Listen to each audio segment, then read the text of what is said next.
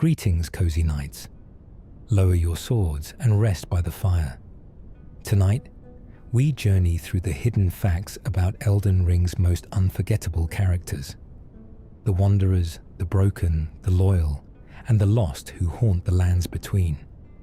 Drop a comment below and tell me where you're listening from tonight, and what games you want me to cover next, and subscribe if this helps you sleep. Gowry's true nature. The elderly sage you meet at his shack near Celia, the man who tasks you with healing young Millicent and guides you so gently through Caelid's horror, is not a man at all. When you attack Gowry, his illusion falls apart and reveals a kindred of rot. One of those chitinous, insect-like pest creatures that crawl through the rot-soaked lands, worshipping the scarlet disease as a deity. He respawns after death and even lampshades it, calmly telling you that killing him is an exercise in futility. His entire warm, grandfatherly persona is a performance. Every instruction he gave you, every gentle word, was part of a calculated effort to raise Millicent close enough to the scarlet rot that she would eventually bloom into a scarlet Valkyrie to serve at Malenia's side. He found Millicent and her sisters as babes in the Aeonia swamp. Children born from Malenia's blooming, essentially offspring of the goddess of rot, and raised them with a single purpose. The warmth he shows is not fake in the sense of being cold. He genuinely believes he is doing sacred work, but the warmth is entirely in service of an agenda. Millicent, afflicted by the rot, lost her memories of him, which Gowry describes as one of his greatest sorrows. He loves her in the only way a servant of rot can, as a beautiful bud waiting to flower into something terrible. Millicent's choice at the end. When you fight alongside Millicent against her 4 sisters at the Halig Tree, and she survives, she does something that shatters the heart of everyone who followed her questline closely. She pulls the unalloyed gold needle from her own body. This act is not weakness or defeat, it is defiance. The needle was the only thing keeping the scarlet rot from consuming her entirely, and she removes it deliberately, choosing to die as herself rather than live as what Gowry always intended her to become. She had spent her entire journey retracing Malenia's footsteps, believing she was of her blood, hoping to return to her mother whatever will she had once possessed before the rot claimed her. But at the end, faced with the certainty that removing the needle meant death, and the alternative meant transformation into something she was not, she chose nothingness. Her last words by the poison pool are among the most quietly devastating in the entire game. There is also a unused cutscene in which Malenia refers to the player as her companion, hinting at a third possible ending to Millicent's questline that was never implemented. One in which she actually reached her mother and succeeded. We will never know what that reunion might have looked like. Patches' unfinished business. Patches the Untethered is From Software's recurring mascot, appearing across Demon's Souls, Dark Souls Bloodborne, and Dark Souls 3 under various names. The Hyena, Trusty Patches, Patches the Spider, Unbreakable Patches. In Elden Ring, he carries on the tradition of trapping you in a chest, pushing you off cliffs, and immediately surrendering in combat when his health drops low enough. But his questline ends on an unresolved note that has baffled players since launch. After Rykard's death, you find Patches gravely wounded in the Shaded Castle. He gives you a set of dancer's castanets and asks you to deliver them to Lady Tanith. When you bring them to Tanith, who is found eating Rykard's corpse in his chamber in one of the game's most disturbing scenes, she simply dismisses the item, having no use for it. Even the Shadow of the Erd Tree DLC added nothing to resolve this thread. The dancer's castanets remain a dead end, a quest line with a dangling thread that the game never pulled. This is either an unfinished story, a cut quest, or a mystery from software deliberately left open, and the community has been theorizing about it ever since. Patches himself, after this exchange, returns to Murkwater Cave in a later patch, seemingly living out his days back where he started, untethered as always. Tanith before Rykard, Lady Tanith, the cold and graceful proprietress of Volcano Manor, is revealed through item descriptions and her own character model to have been a dancer before she became Rykard's consort. Specifically, players who have seen her model data mined out of her armor note that her physique and proportions strongly resemble the dancer of Rana, a figure mentioned in item descriptions as a renowned performer from a foreign land. This aligns with Raya's necklace, which contains an image of a woman from a foreign land, widely believed to be Tanith. The implication is that Tanith was a dancer brought to the Volcano Manor, fell into Rykard's orbit, and dedicated herself to him so completely that she took on the role of running his household of assassins. Her eventual end, discovered kneeling over Rykard's corpse and eating it, is not the act of a madwoman, but of grief and devotion. She consumes what is left of him because she has nothing else left to be.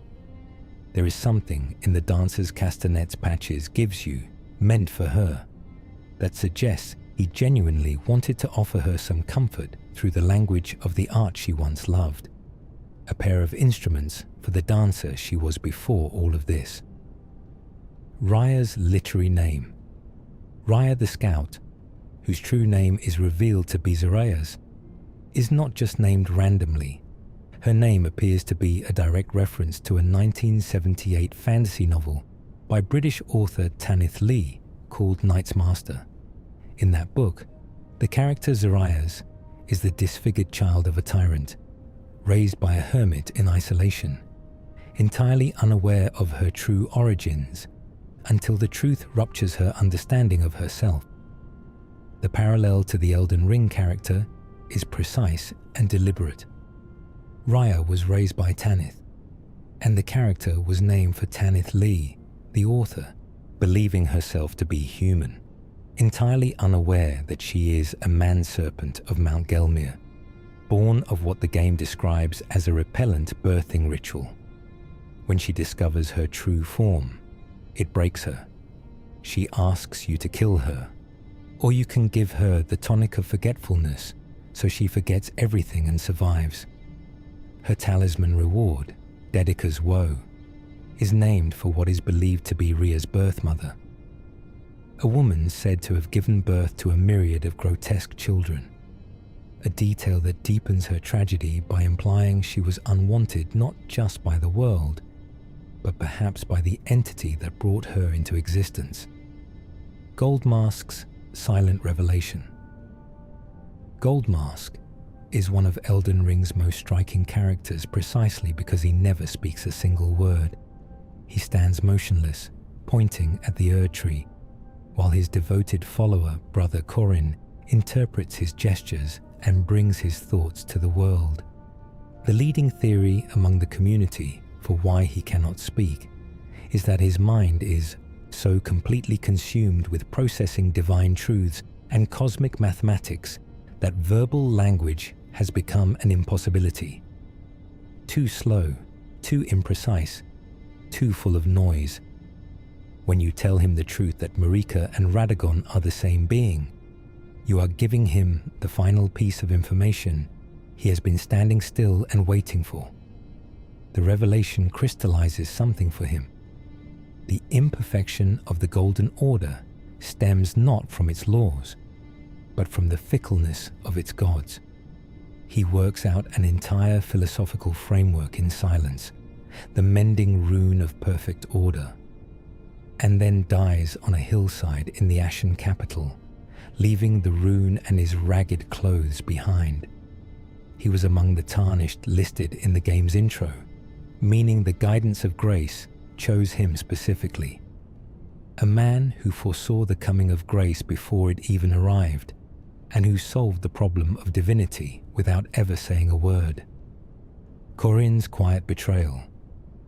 Brother Corin begins his story as Goldmask's devoted interpreter and follower, a man of the cloth who chose to humble himself before what he recognized as a greater mind.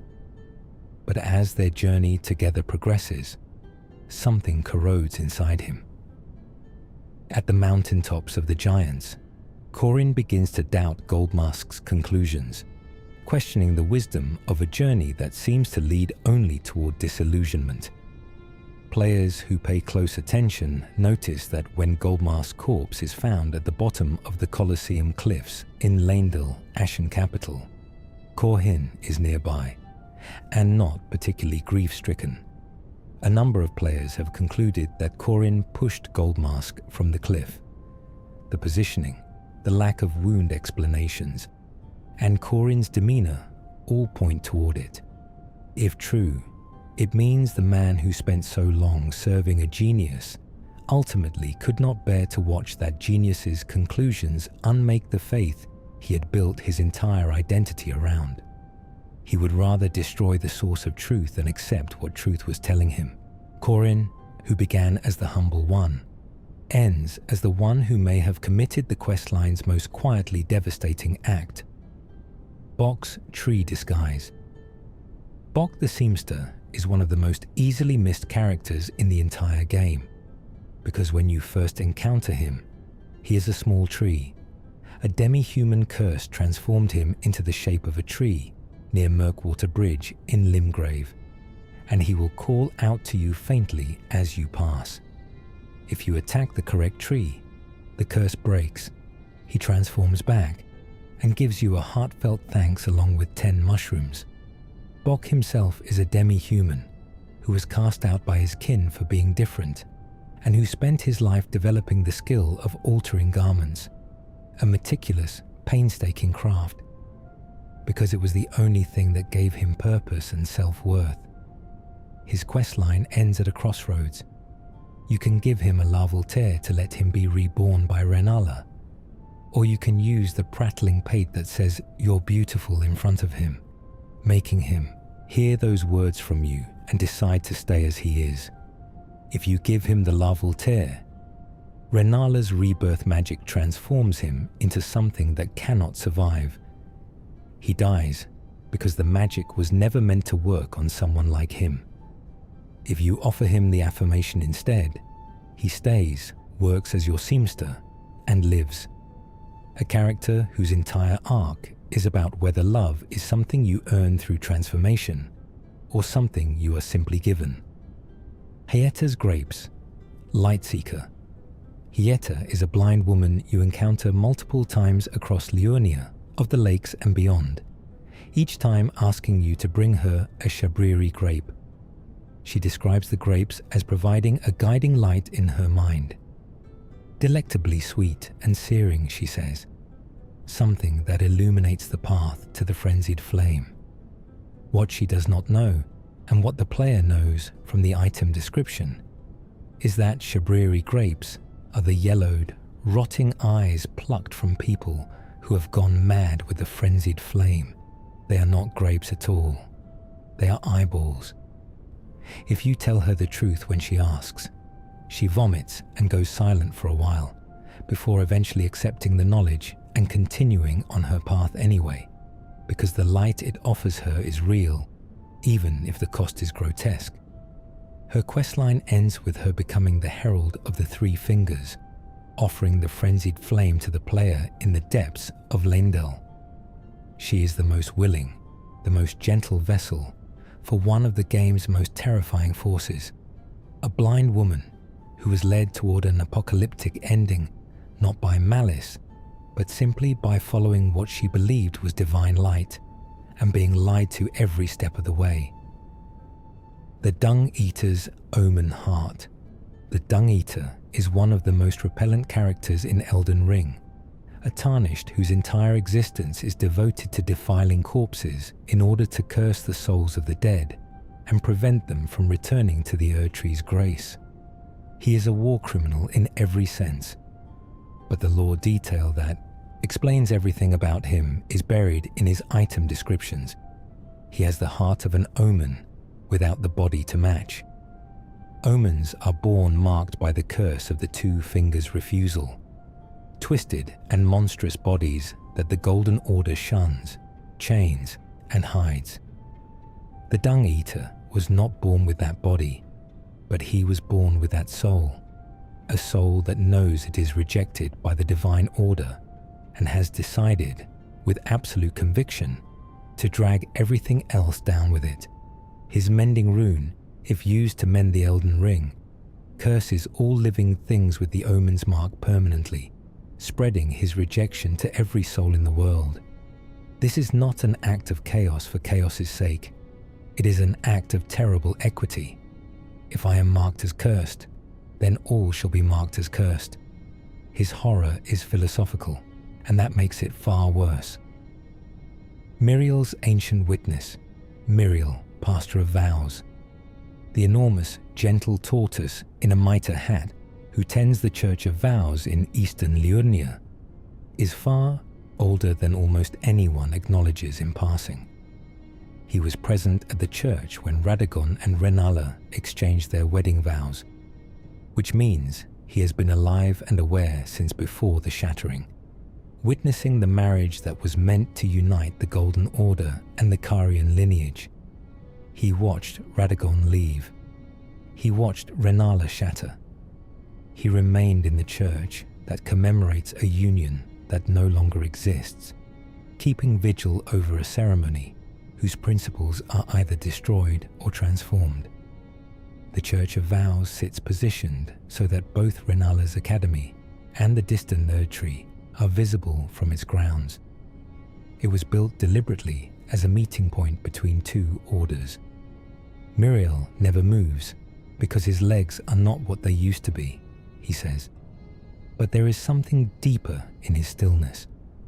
He is also the only merchant in the game who accepts both sorcery scrolls and prayer books, learning magic from any tradition without theological objection, perhaps because a creature who has watched gods change their minds cannot afford to be a fundamentalist.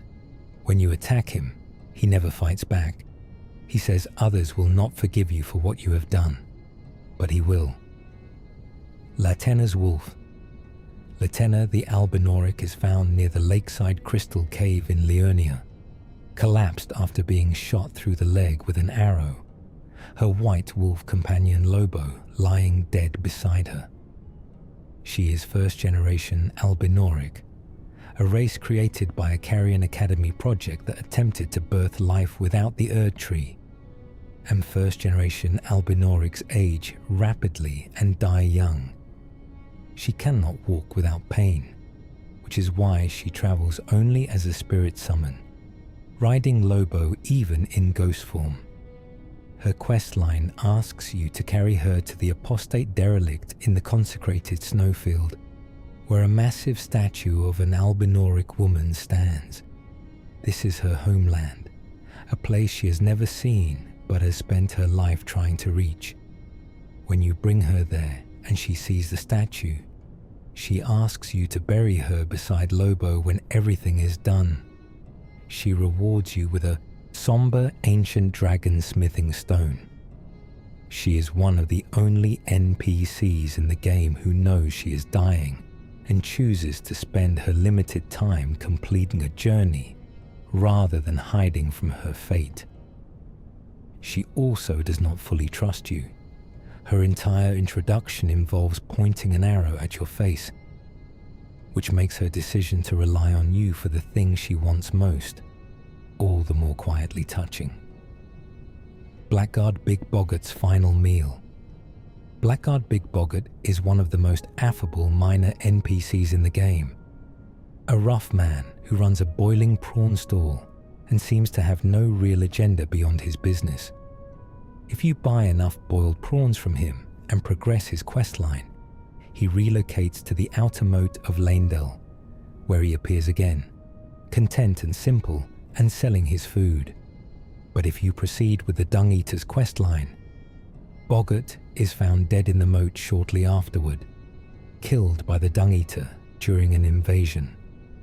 He drops a seedbed curse upon his corpse, meaning the Dung Eater defiled his body after killing him, spreading the curse to even this ordinary, cheerful man. The tragedy is specific and targeted. Boggart exists in the game to be an uncomplicated good thing, a small moment of humanity in a broken world, and the Dung Eater's questline specifically takes him away. His death is used mechanically to give you the seedbed curse you need, which means the game is asking you to choose between progressing a questline and keeping a kind man alive. Most players who know both quests feel genuinely bad making that choice. Irina's blindness and her letter.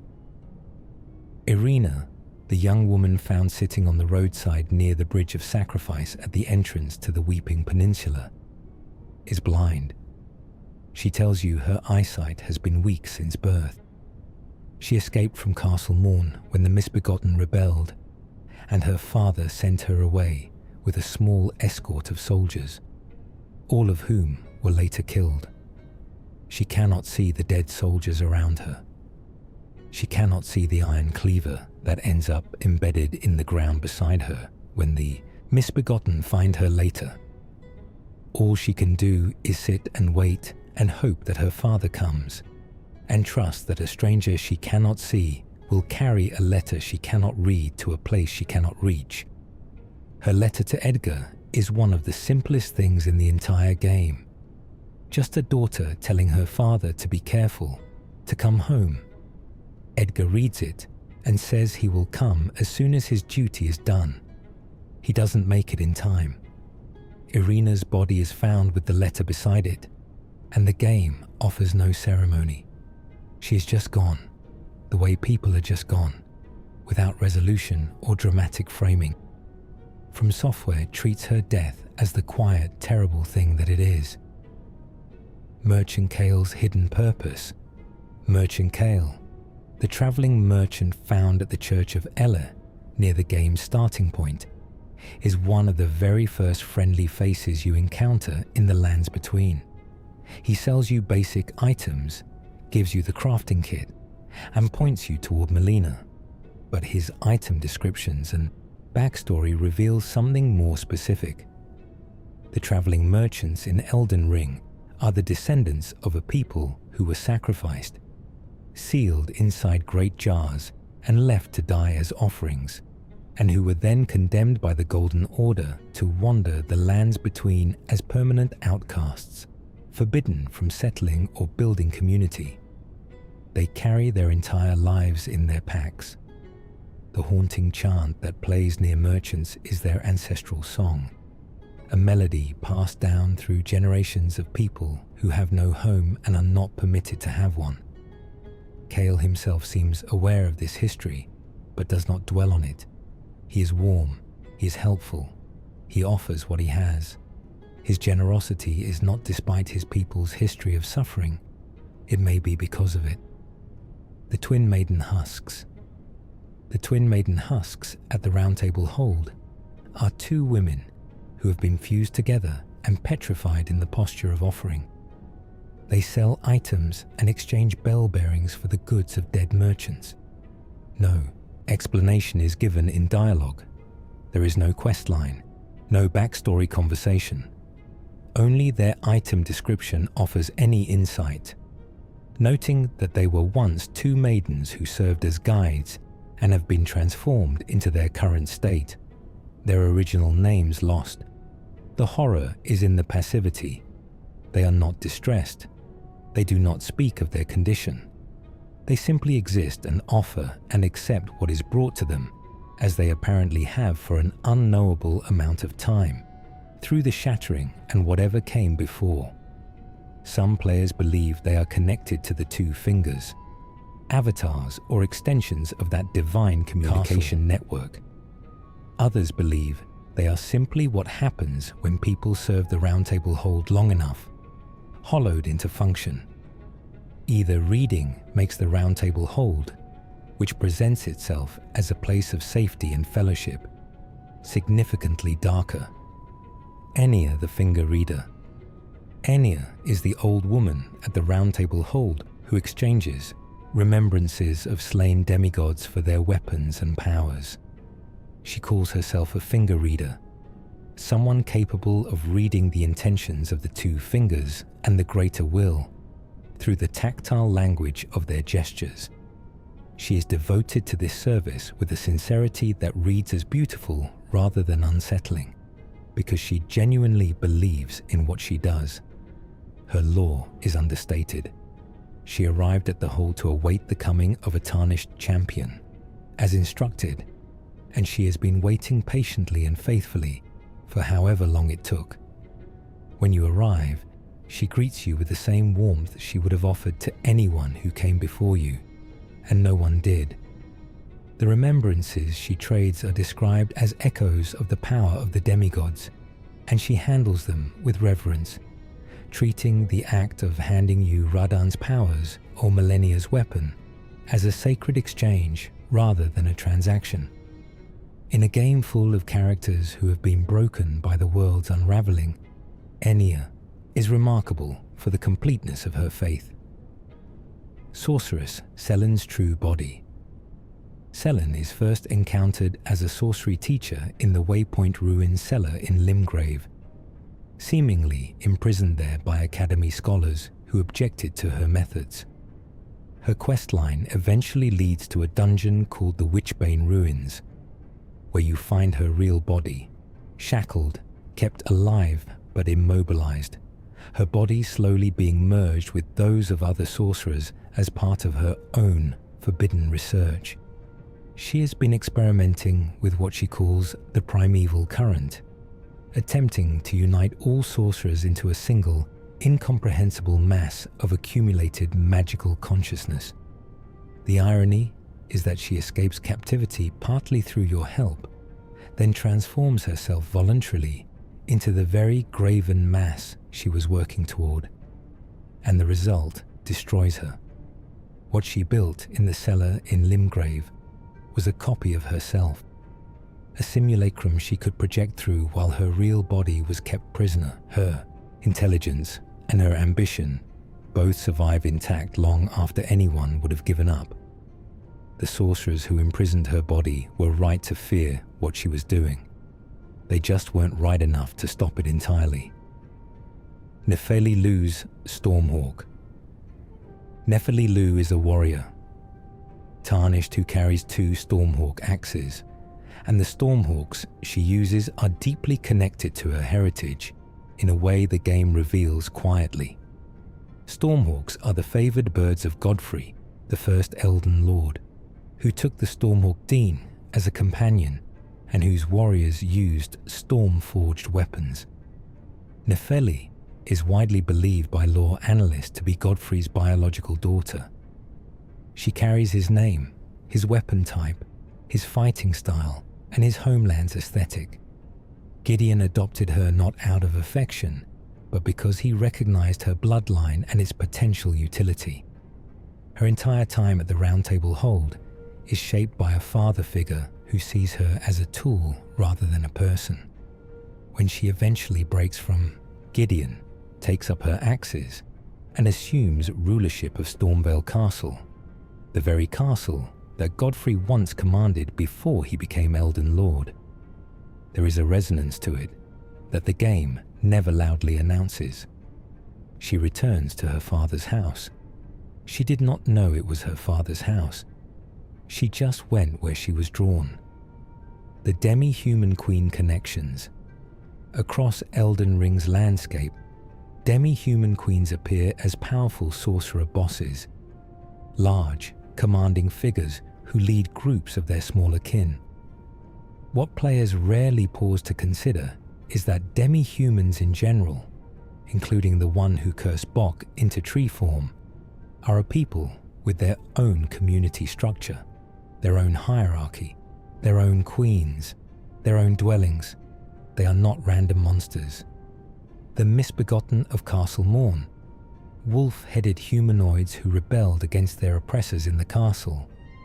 are described in their item descriptions as slaves who gave good service until they didn't, hated by those who kept them.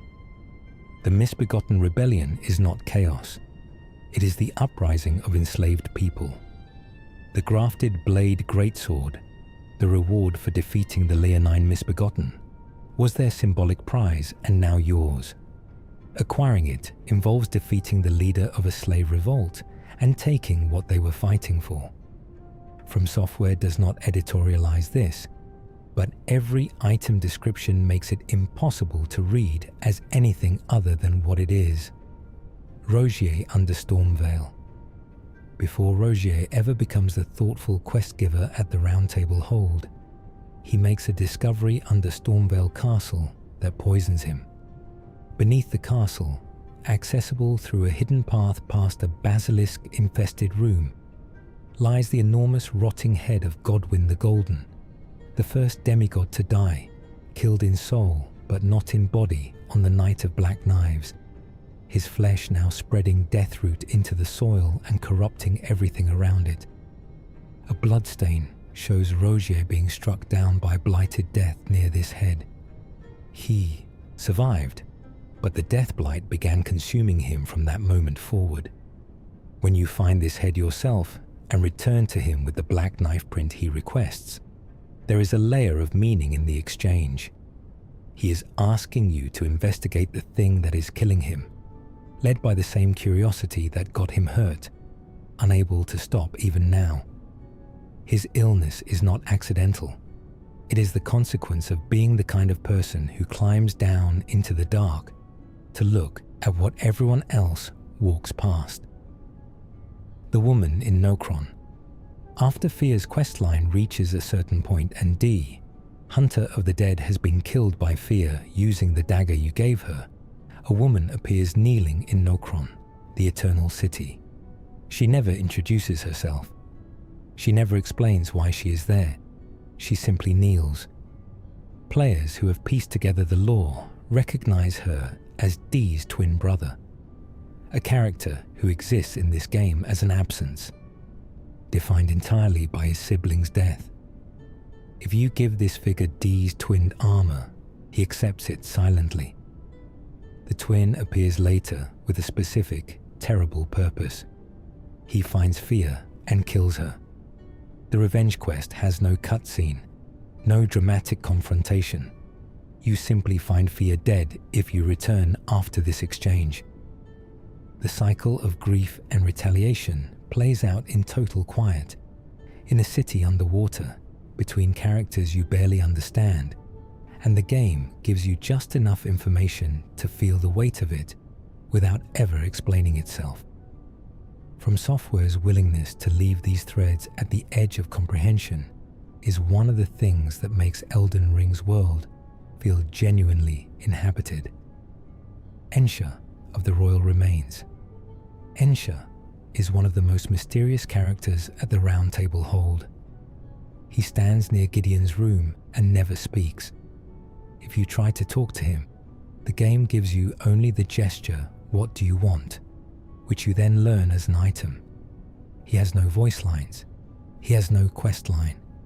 He simply stands there with hollow, dead eyes until you acquire half of the Haligtree secret medallion, at which point he attacks you in the hold with sudden, violent purpose. If you kill him, he dies without a word, and you can find his armor set, the Royal Remains armor, in his place. The armor's description reveals that its wearer is reduced to a husk, maintaining the appearance of life while possessing nothing inside. Ensha is believed to be acting on Gideon's orders when he attacks, sent to retrieve the medallion because Gideon has been searching for Miquella. He is not a person so much as a tool Gideon keeps ready. The armor he leaves behind is the most accurate description of him the game can offer. A hollow shell, wearing the form of a man, doing the bidding of someone else, disappearing without explanation when the job ends. The Great Jar's 3 defenders. The Great Jar is a colossal living jar found in Caelid, far larger than Alexander or any other jar in the game. It does not speak. It cannot speak. It is simply too ancient, too large, too far beyond ordinary interaction. To receive its talisman, the Drake Knight's talisman, you must defeat 3 NPCs it summons as champions in succession. These 3 phantoms are the strongest NPC invaders you will face under normal circumstances, each wielding different endgame builds at full power, and you fight them one after another with no rest. If you succeed, the Great Jar lowers its arm and allows you to approach. The silence is the point. There is no explanation of what the Great Jar is or why it tests people this way. The jar is simply there, enormous and patient, offering something to whoever proves worthy by its own unstated criteria. The talisman it gives significantly increases stamina, a mechanical reward that fits a creature that has apparently been sitting in the same field for an indeterminate eternity, waiting for someone to come. Patience is the jar's religion. Jeren and Selen's history. Before Selen became the quest giver you help, and before she became the target of other tarnished hunters, she had a history with the war surgeon Jeren that the game reveals through his dialogue and the items associated with him. Jeren is found as the announcer of the Radan festival at Redmane Castle. He is the one welcoming warriors to try to kill the scarlet-rotted general. Later, he appears in Leyndell as someone with a personal mission to execute Selen. His account of her is specific. She was once a proud student of the Royal Academy who was stripped of her student status and banished after her experiments on other sorcerers, essentially treating them as raw material for her research into the primeval current. Jeren witnessed the aftermath of what she did. His desire to see her executed is not zealotry but grief.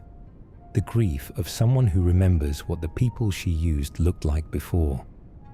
His questline puts you in the position of choosing between Selen and Jeren, between the future she promises and the justice he seeks, and the game offers no clean answer about who is right. Hugh's chain. Hugh the blacksmith at the Round Table Hold is a prisoner. His chains are literally visible, attached to the anvil where he works. He cannot leave, and remarkably, he does not wish to.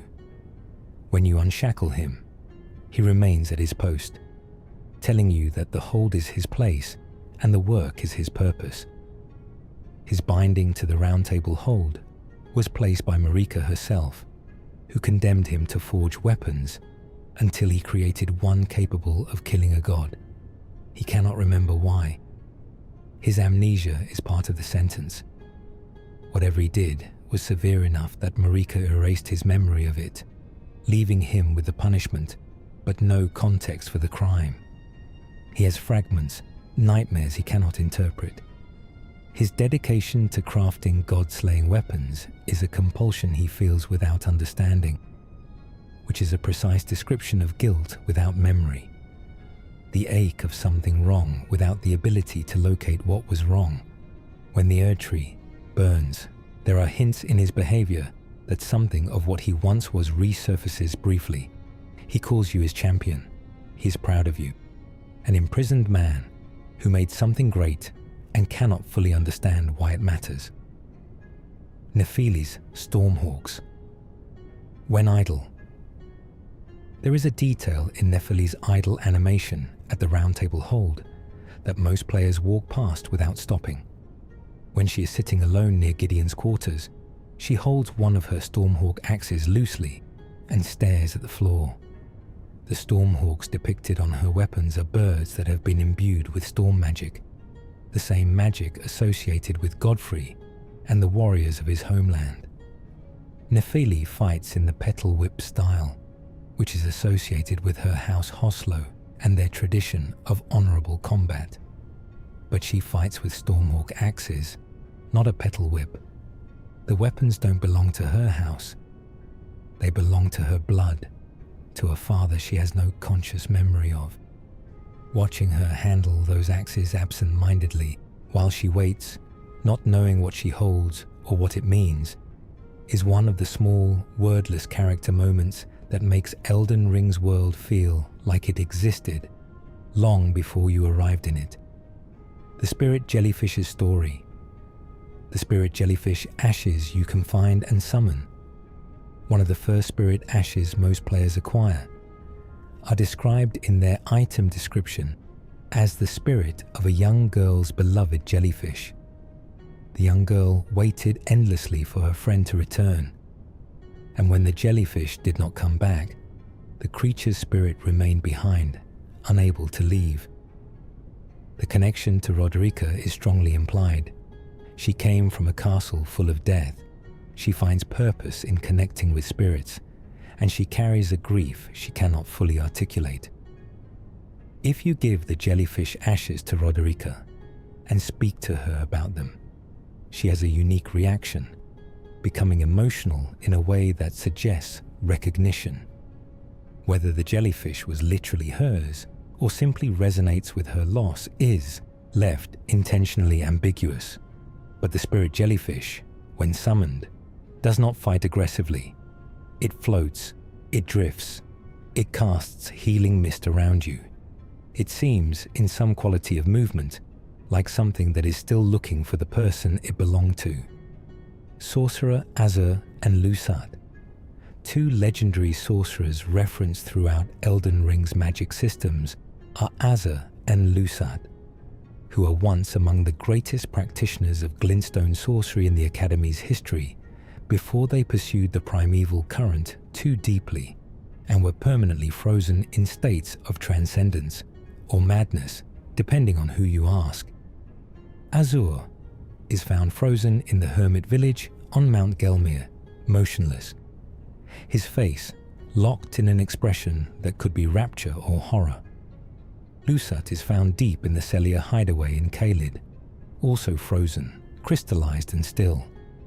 Each will give you a legendary sorcery if you find them, Comet Azur and Stars of Ruin respectively, spells of such power that the Academy banned them. Their fate is what Selene is pursuing for herself. Their frozen, transcendent states are described by some as the ultimate achievement of sorcery. Their descriptions by others suggest they are simply destroyed. Selene believes they crossed into something beyond ordinary existence. The game's insistence on showing you these two silent, crystallized figures before you understand what Selene is attempting lets you decide for yourself whether what she wants is liberation or annihilation. Preceptor Seluvis and Pidia's deaths.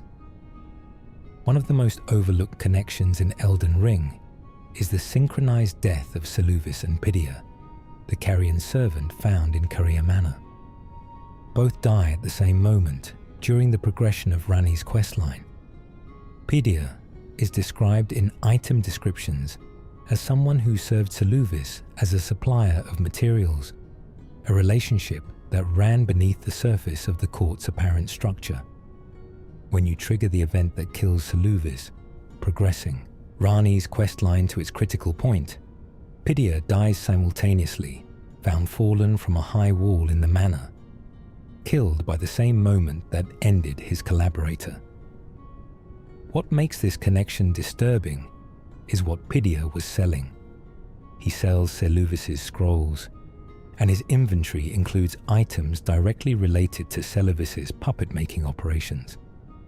The two men were bound together by a secret enterprise that Ranni's questline, when it completes its critical phase, apparently unravels entirely. Their deaths are not collateral damage.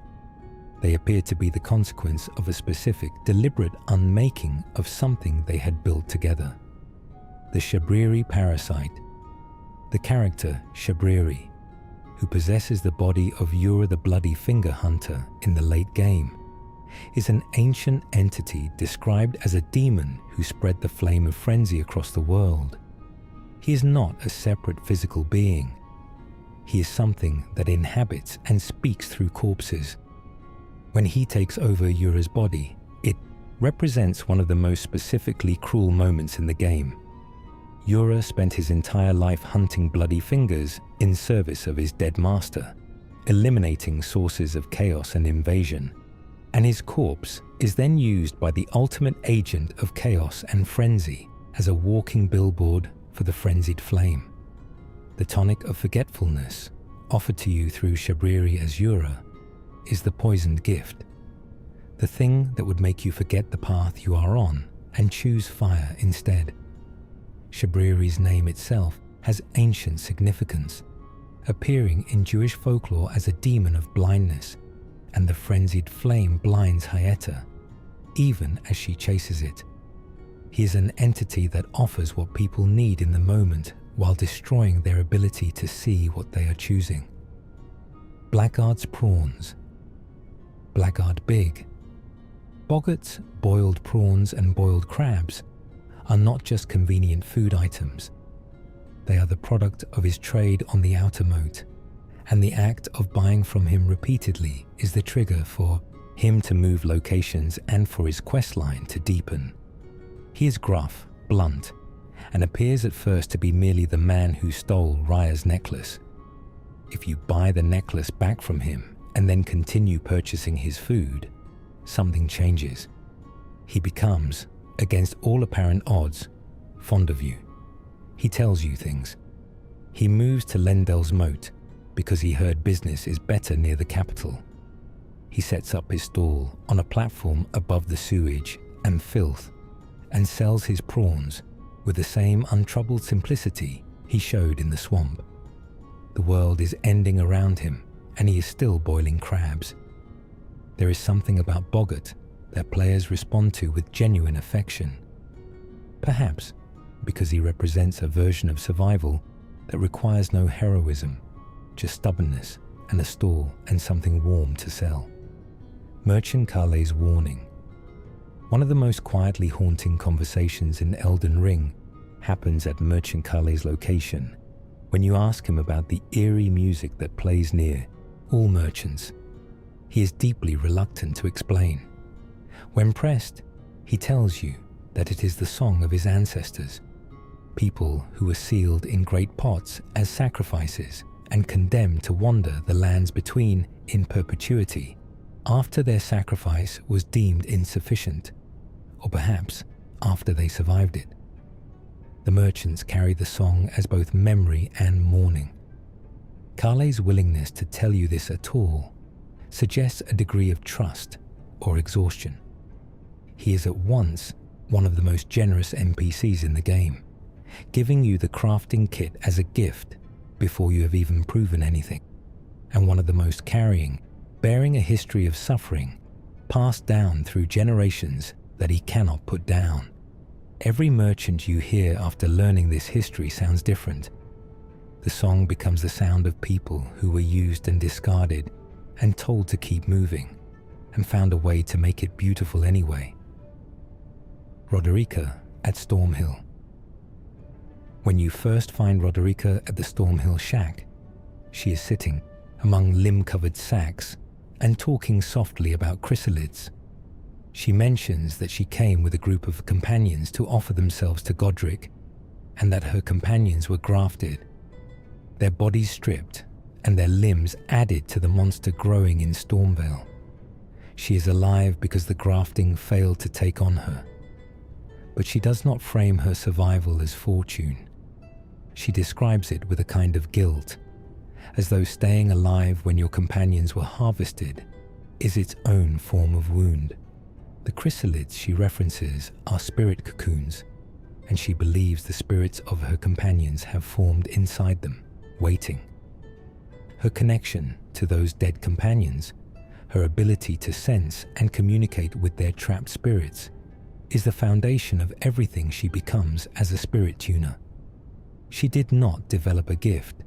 She grew one in the wreckage of a terrible event, sustained by grief and by the sense that she owes the dead something for surviving when they did not. Gostok's collection. What most players understand about Gostok the Gatekeeper is that he robs your runes when you die near Stormvale Castle. What fewer players trace through is the full scope of his enterprise. Gostock has been mapping Stormvale Castle for decades, learning every hidden passage and secret route, not out of scholarly interest but to optimize corpse looting. Every tarnished who entered Stormvale and died contributed to his hoard. He knows the castle better than Godric's guards because his knowledge was purchased with the accumulated deaths of hundreds of travelers, his coins, his stash, his path through the castle. All of it built on the quiet, patient harvest of the dead. When Godric is defeated and Nephili eventually takes the throne, Gostock is appointed Castellan. The steward of a legendary demigod's fortress is the man who spent years picking through its dead. There is something very Elden Ring about this outcome. Power does not purify origin, and the person who benefits most from a changing of the guard is sometimes the one who was always just waiting in the castle's walls, stealing. The Finger Maiden, Therolina. Finger Maiden Therolina is found dead at the Chapel of Anticipation, the location where the player begins the game.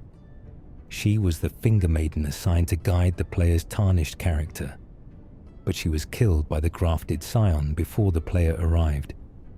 Her corpse is the source of the Maiden's blood that white-faced Vare can request you collect, a grimly practical use for someone whose death is otherwise unremarked on.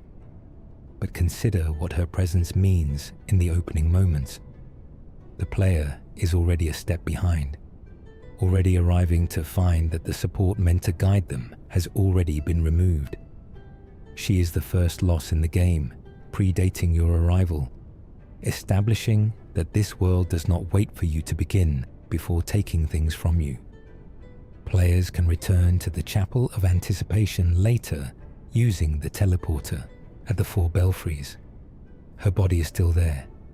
The flowers have grown around her.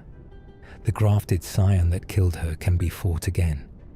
The lands between has moved on, and she has simply remained undisturbed, still wearing the vestments she never got to use. Pidia, the Carrion Servant. Pidia is found perched on a ledge in Carrier Manor, difficult to reach, accessible only by navigating along the outer wall of the manor at height. He sells various items including Seluvis's scrolls and the Dolores the Sleeping Arrow puppet Ash, a spirit Ash described as a doll fashioned by Seluvis's hand.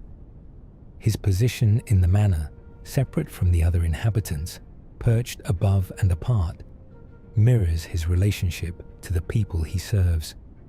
He is an enabler. He is the supply chain for Seluvis's experiments, the person who makes the puppet operation possible without being directly implicated in it. He also seems to be watching something from his ledge, though what he is watching is never specified. His death, falling from the wall, happens invisibly during Ranni's questline. No one announces it, no one mourns it. He is simply not there anymore. The items he was selling, the puppets and scrolls and tools of someone else's cruelty, are gone with him. He leaves less of a mark than almost any other character in the game, which is perhaps exactly what he intended. Fear's source of power. The Deathbed Companion's power to birth the mending rune of the Death Prince in the Deeproot depths requires an enormous amount of accumulated life force, gathered through every embrace she has given to every champion she has met. The talisman she gives you as a reward for being held, the Baldachin's Blessing, grants you physical damage negation in exchange for a small reduction to your maximum HP. This exchange, a gift that diminishes you slightly, mirrors the nature of every interaction Fear has with the people she holds. She does not harm you. She gives you something real. But she takes a little of your vitality every time, because vitality is the currency her work requires. Her goal, the mending rune of the Death Prince, is meant to reintroduce the concept of destined death into the world, to create an existence where things can truly end rather than being recycled eternally by the Erdtree's grace. she is building, through the warmth of physical contact, a philosophical argument for the right to die. Her opponents, the Two Fingers and the Golden Order, believe that grace and the Erdtree should define when and how endings happen. Ephir believes that endings should be allowed to be real. The vagrant creatures. One of the most obscure secrets in Elden Ring involves creatures called vagrants, which are not explained anywhere in the game and are nearly impossible to encounter by accident. They appear only under specific, unstated conditions. When players drop high quantities of a specific type of item and then transition to another location. And even then, their appearance is rare and fleeting.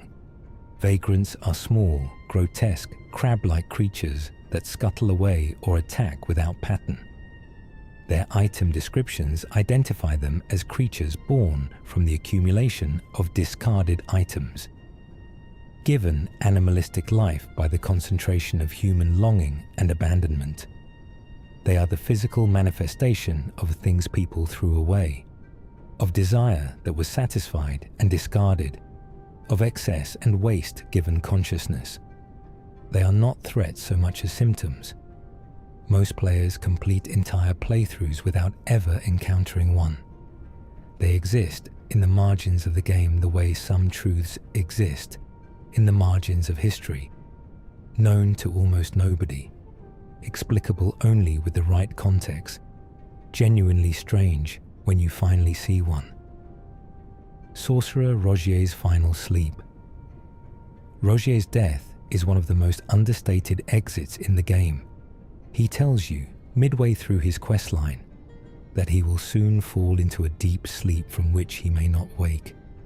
He says this, gently, without dramatics, and then continues helping you as long as he is able.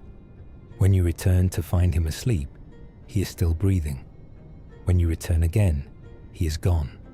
No body, no explosion, no dramatic moment. He simply stopped being there. His final gift is a bell bearing and a note, in which he thanks you for pursuing what he could not complete.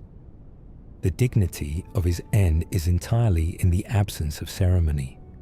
He was a man who investigated terrible things, who contracted the mark of that investigation in his own body, and who continued to work usefully until he couldn't.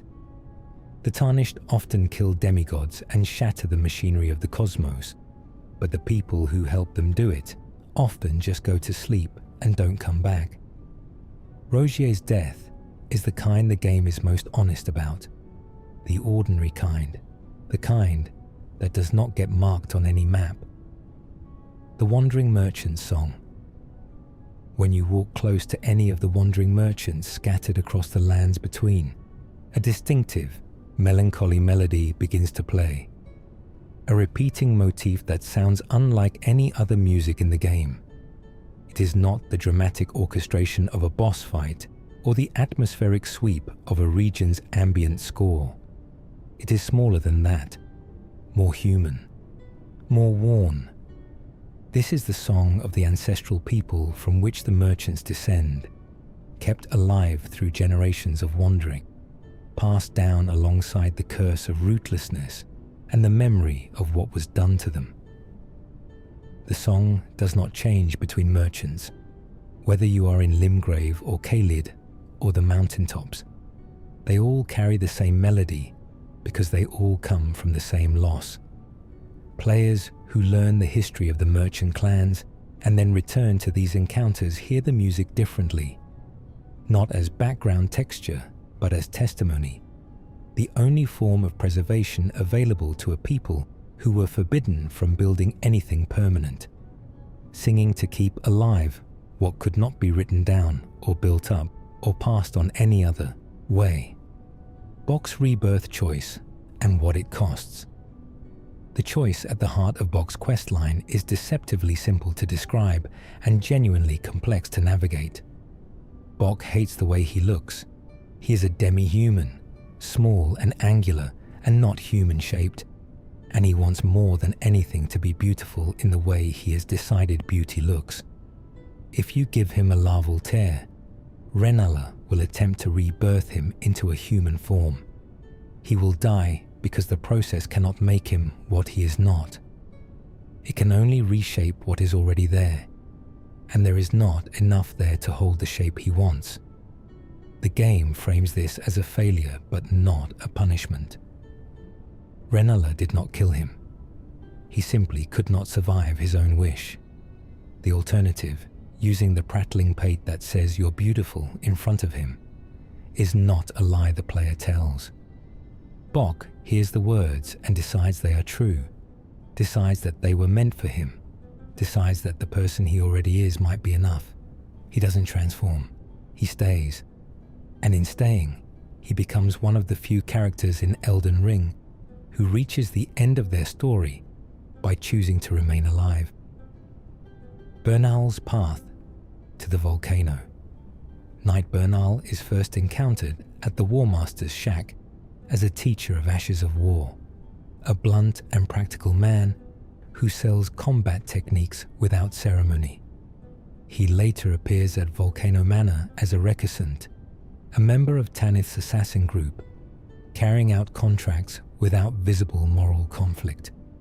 His questline reveals that he lost a finger maiden, a woman whose name the game implies was Rosalind, though this is reading between lines, and that this loss is the event that sent him to the manor, to a place where he could kill with purpose, because the alternative was doing nothing with his grief.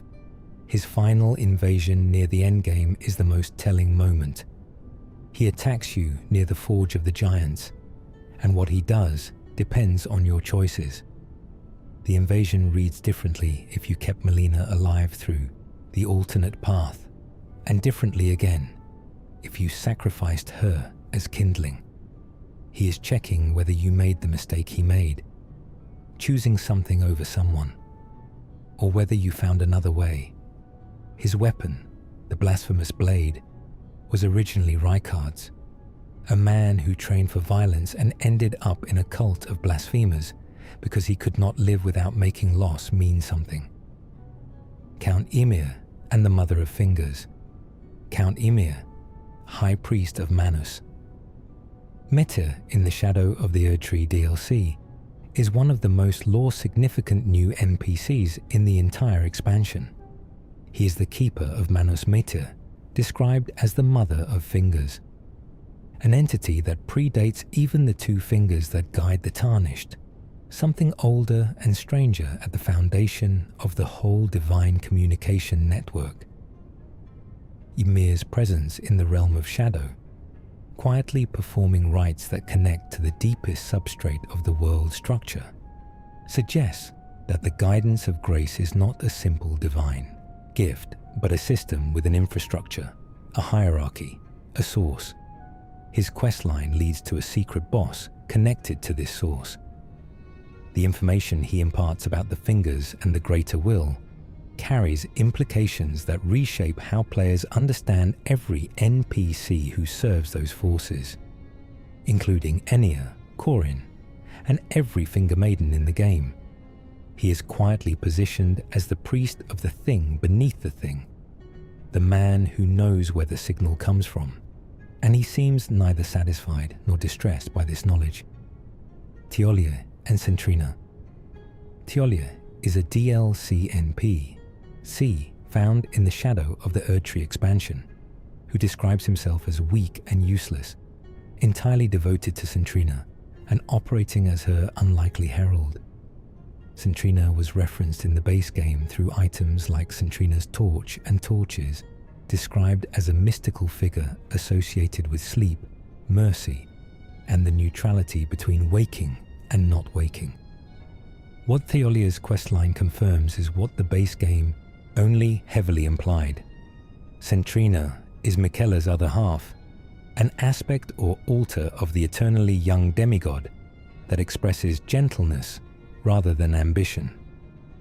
Teolia is devoted to this gentler face of Miquella, with the intensity that others in the game reserve for the gods themselves. He speaks softly. He carries poison. He seems entirely unsuited to the violence around him, and yet he persists.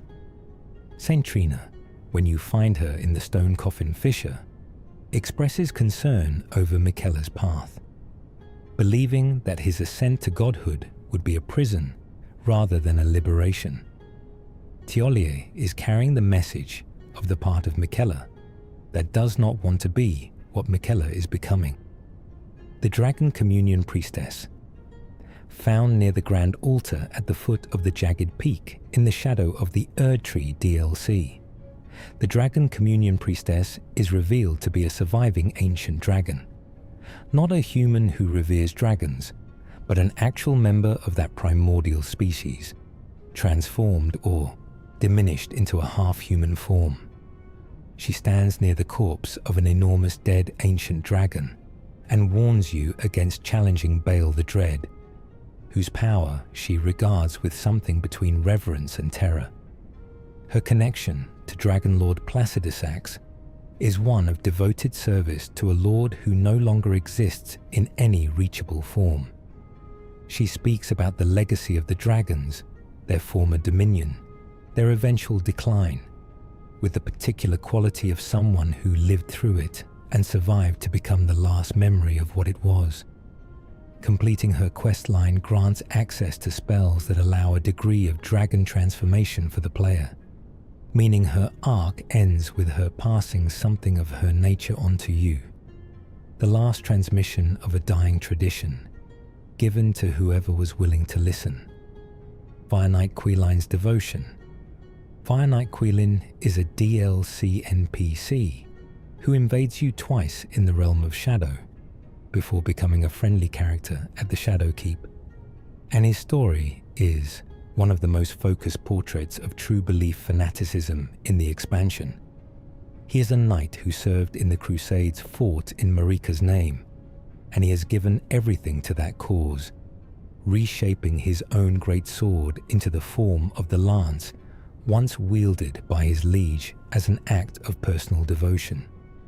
His goal is to become a second Impaler, a warrior figure elevated to near sainthood in the crusading tradition he follows.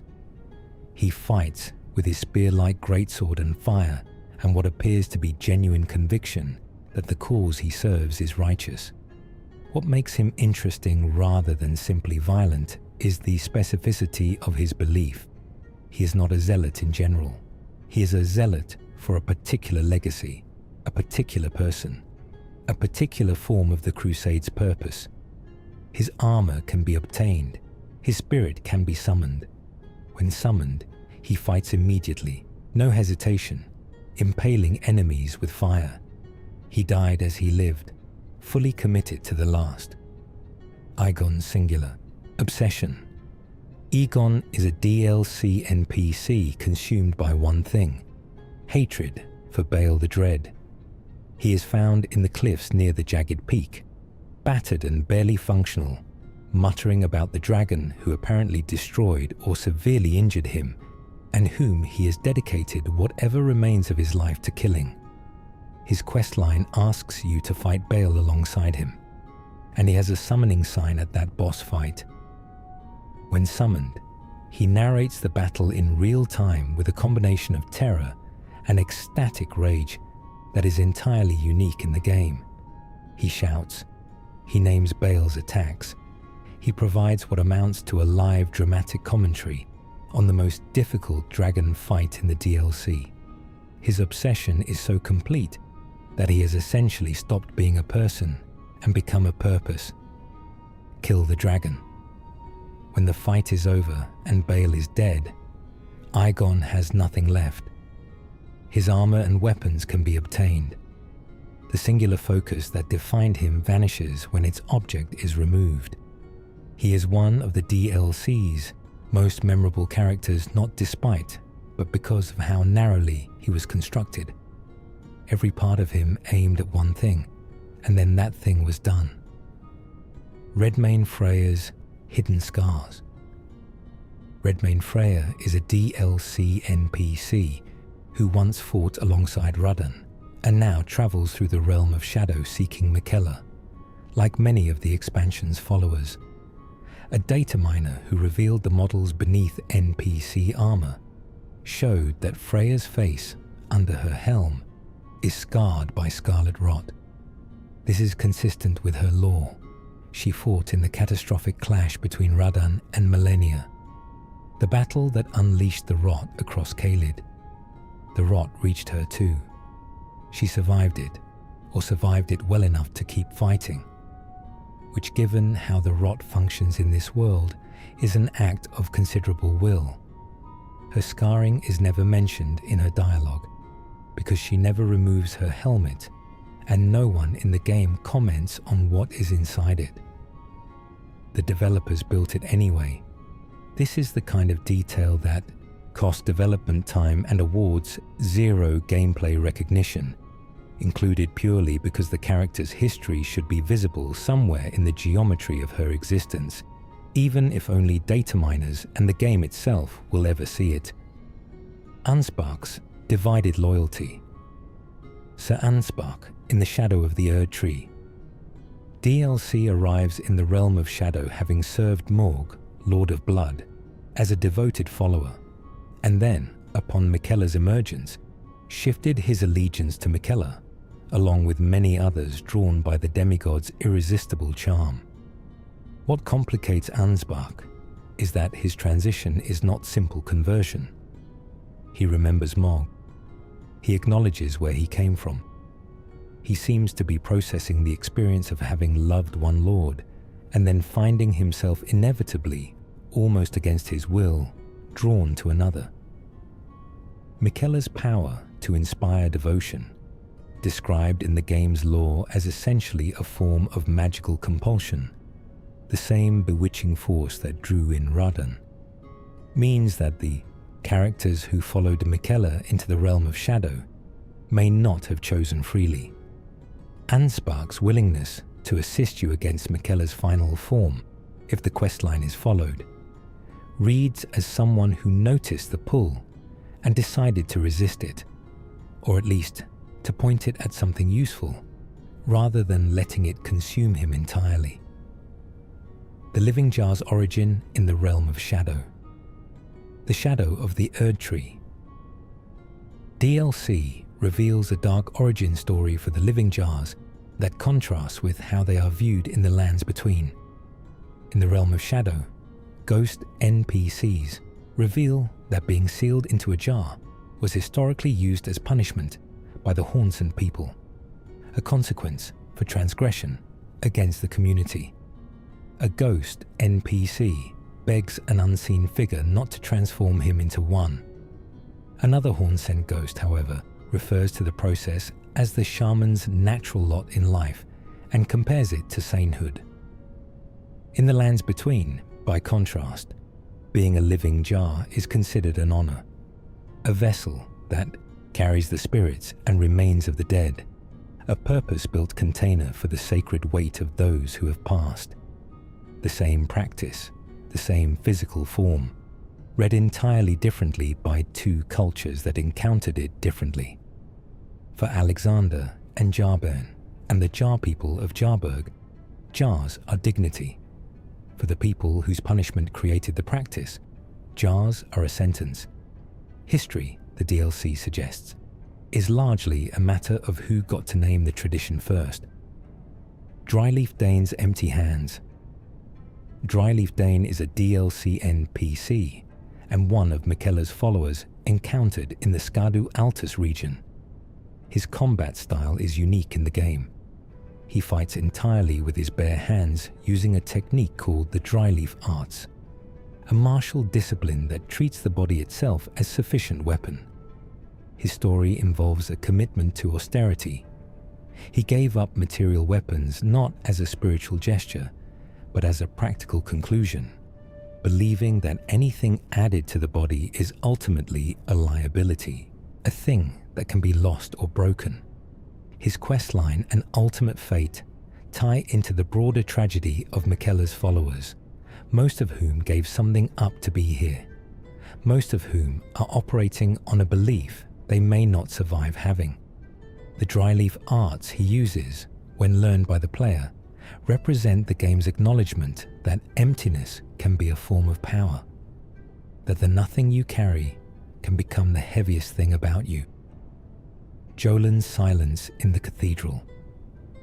Jolan is a loyal warrior found in the Cathedral of Manus Meter, in the shadow of the Erdtree DLC, stationed on a pillar to the right of Count Ymir. She does not explain herself when first encountered. She watches, she guards, she waits. Her relationship to Ymir is one of service, but it carries a quality that reads as personal rather than merely professional. As Ymir's questline unfolds and his nature becomes clearer, the weight of Jolan's position becomes heavier to hold. She is someone who has known what Ymir is, or what he is becoming, and has remained anyway. Whether this is loyalty or love, or the kind of devotion that outlasts its own justification, the game declines to specify. Her eventual fate is tied to what the player does in the questline's final moments, and there are choices that ask you to act against her directly. She fights without betraying the relationship. She is simply doing her own version of what Ymir's questline requires. She is a character built almost entirely from implication, but the implication is substantial enough to carry real weight. The ancestral follower spirit, in Nokron, the Eternal City, and in the Siofra River region beneath the lands between, players encounter the ancestral followers, humanoid figures with antlered heads who perform ceremonies around the glowing fires scattered through the underground. A spirit ash of an ancestral follower shaman is obtainable, described as the spirit of a shaman who came to the Eternal City to perform rites connecting the dead to the Erdtree above. What makes this detail affecting is the scale of the ceremony visible around you. The fires, the bowing figures, the offerings, all of it is an attempt by a community of people, living underground and removed from the sunlit lands between, to maintain spiritual connection to something they cannot see or reach. They are not primitive. They are faithful, in a very specific and costly way. The ancestral spirit boss you can optionally fight is the culmination of their rites, a great stag given temporary life through the accumulated devotion of these ceremonies. Defeating it feels different once you understand what it took to summon it. Kenneth Hate's unexpected ending. Most players encounter Kenneth Hate, exhaust his questline, and move on without noticing a small detail in his ending. If you complete both his questline and Nephili's, they end up together in the throne room of Stormveil Castle. Nephili as its new ruler, Kenneth as what appears to be her advisor. He gives a speech about having found the worthy lord he was seeking. He is proud. He is satisfied. He is, by every observable metric, right. Nephili is exactly what he described wanting. A warrior of the golden lineage, someone who can hold territory and command respect. The comedy of his character is that he was correct the entire time. He just expressed his correctness in a way that made it nearly impossible for anyone to listen. His arc is a small argument that bluster sometimes covers accurate intuition, and that people who are annoying about being right are occasionally still right. In a game where most quests end in tragedy or ambiguity, Kenneth's ending is a rare clean resolution, and the game seems to offer it without irony. The nomadic merchant of the mountaintops. Among all the wandering merchants in the lands between, the one found at the mountaintops of the giants occupies one of the coldest, most desolate, most difficult to reach places in the game. A far, frozen wasteland above the snow line, past the Grand Lift of Rold, in a region the game describes as off-limits since Queen Marika ordered it sealed after the extermination of the giants.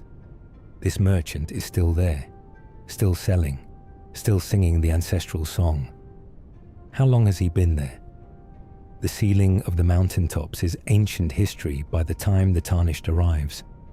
The merchant's presence in this sealed, frozen place says something about the persistence of his people that no law entry could communicate as clearly. They were condemned to wander forever, forbidden from settling, and one of them wandered all the way to the top of the world, past the ruins of a massacred people, past the sealed gates, and set up shop anyway. The song he hums is the same melody you hear at every other merchant. He's not separate from his community. He just went farther. Dung Eater's invasion pattern. The Dung Eater's Crimson Phantom invasions throughout the game are not random. He appears in specific, deliberate locations, near sites of significance, near places where deaths have occurred, or where suffering has accumulated. His spirit form walking the lands between is described in associated lore as an ongoing act of pollution, a deliberate spreading of the omen's curse through presence alone. The invasions are not him hunting you specifically. They are him doing what he always does, moving through spaces of death and marking them. When he invades, he fights with aggression and without apparent tactical intelligence. He is not a chess player. He is a contaminating force, and the pattern of his appearances maps onto places the world has already broken. The game's decision to have him invade rather than spawn as a regular enemy is meaningful. Invasion implies entry from outside, intrusion into your world, which is exactly what the Omen's curse is meant to do. It does not belong. It arrives anyway. It tries to take what it was refused. Patches and the dancers, castanets revisited. Return to the question of the dancers' castanets one more time and look at what they are. Castanets are a percussion instrument used in dance, held in the palms and clicked rhythmically. Tanith was a dancer. Patches, gravely wounded, gives you these and asks you to take them to her. When she dismisses them, eating Rykard's flesh and wanting nothing from anyone, it is easy to read this as another Patch's dead end, the trickster's final trick meaning nothing. But consider what Patches is actually doing.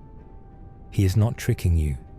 He found something that belonged to who Tanith used to be, or something he chose to connect to that identity. And he sent it to her because he saw in her grief what loss does to a person who was once something else entirely. He is not capable of the comfort himself. He is the wrong vehicle for it. He chose you as the messenger because you are the one person in his quest line he has come to regard as capable of carrying things with care. That she rejects it does not unmake the intention. Patches, the man who tricks everyone, tried to do something kind. That is perhaps the strangest thing in the entire game. The bell-bearing hunters.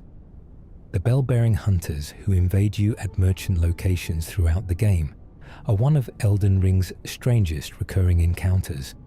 They appear at night at specific sites of grace, the Warmaster's Shack, the Church of Vows, hermit merchant locations. And they are hostile, powerful, and when defeated, they drop bell bearings. The lore surrounding them is fragmentary, but the implication is that they are agents of the Two Fingers, or the broader divine order, responsible for collecting the bell bearings of dead merchants, the summaries of what each merchant offered, and consolidating them into the twin maiden husks at the Round Table Hold. They are, in other words, part of the system that processes the deaths of the wandering merchant clans. They show up when merchants are not present and claim what was theirs. They attack you because you are present and unaccounted for at a location that is supposed to be empty. They represent the machinery behind the twin maiden husks. Someone has to gather what the dead merchants carried, and the people assigned to that task are made into something that can do it efficiently and indefinitely. Dee's twin and the unspoken reunion. Dee's twin brother, who appears kneeling in Nokron if you give him the twinned armor that fear provides, participates in one of the game's most quietly devastating questline resolutions. The twin is never named. He has no voice lines. He exists in the game as the shadow of his more prominent sibling, defined entirely by that relationship and by the moment of grief you give him access to. After receiving the armor, he goes to find Fear and kills her in revenge for killing Dee. You do not witness this. You simply return to find Fear gone, if you did not advance her questline first. The twin then vanishes as well. No final conversation, no acknowledgement of what he did. The revenge happened. The participants are gone. What remains is the mending rune of the Death Prince that Fear was building, still present in the Deeproot depths, still available to be used or not used. The twin killed for his brother and then disappeared, as though his entire existence was a single purpose, and once the purpose was fulfilled, there was no longer a reason to be anywhere. Hornsent and the Price of History. The Hornsent NPC, found in the Shadow of the Erdtree DLC, is a member of a people who carry the weight of what was done to them by the civilization that preceded Marika's empire in the realm of shadow. Their faces, their architecture, their entire culture is shaped by a historical trauma that the Tarnished is only given partial access to through item descriptions and scattered dialogue. The Hornsent you interact with is someone attempting to maintain identity and purpose inside a history that keeps trying to define them only as victims. He does not explain everything. He does not owe you an explanation. His presence in the questline connects to the Hornsent Grandam, the elderly woman in the Belurat Tower settlement who calls the divine beast to life, another keeper of a tradition that has outlasted the people it was meant to serve. Between them, they represent what it looks like to be a people whose story was written against them, still insisting on writing something else. Volcano Manor's assassination list. The assassination contracts. Tanith hands you at Volcano Manor are not random targets chosen for convenience. Each one is a Tarnished who represents the kind of ambition or moral architecture that threatens Rykard's particular vision. Sir Gideon Ofnir's Tarnished associates, servants of the Two Fingers, champions of the Erdtree's restoration. These are the names on the list. What the game does not announce is why Rykard hates them specifically. Rykard, a demigod of the Golden Order, defied the Greater Will and consumed a god in an act of spectacular, ugly rebellion. He sought immortality not through the ring, but through devouring the divine itself, merging with the god-devouring serpent to become something the natural order could not kill. His hatred of the Erdtree's faithful is not mere opposition, it is personal. He was a son of the Order who chose to consume it rather than serve it. The assassinations are not politics. They are a demigod settling scores with the system that made him and that he rejected. Every contract you complete is Rykard extending his contempt beyond his own defeat. Latenna's mistrust. Most players who find Latenna at the Lakeside Crystal Cave notice that her opening animation involves pointing an arrow directly at your face from point-blank range. This is not an idle threat. She is fully prepared to kill you on the spot. She is a first-generation Albinoric, a people who have been hunted, killed, and dispossessed across the lands between, and she has survived long enough to have learned that strangers approaching her in a cave deserve exactly the level of trust she gives them, which is none. What shifts her stance is not your combat power or your persuasion. It is that you carry the Haligtree secret medallion piece, proof that you have been in contact with the right people. Even then, her willingness to let you carry her spirit is not warmth.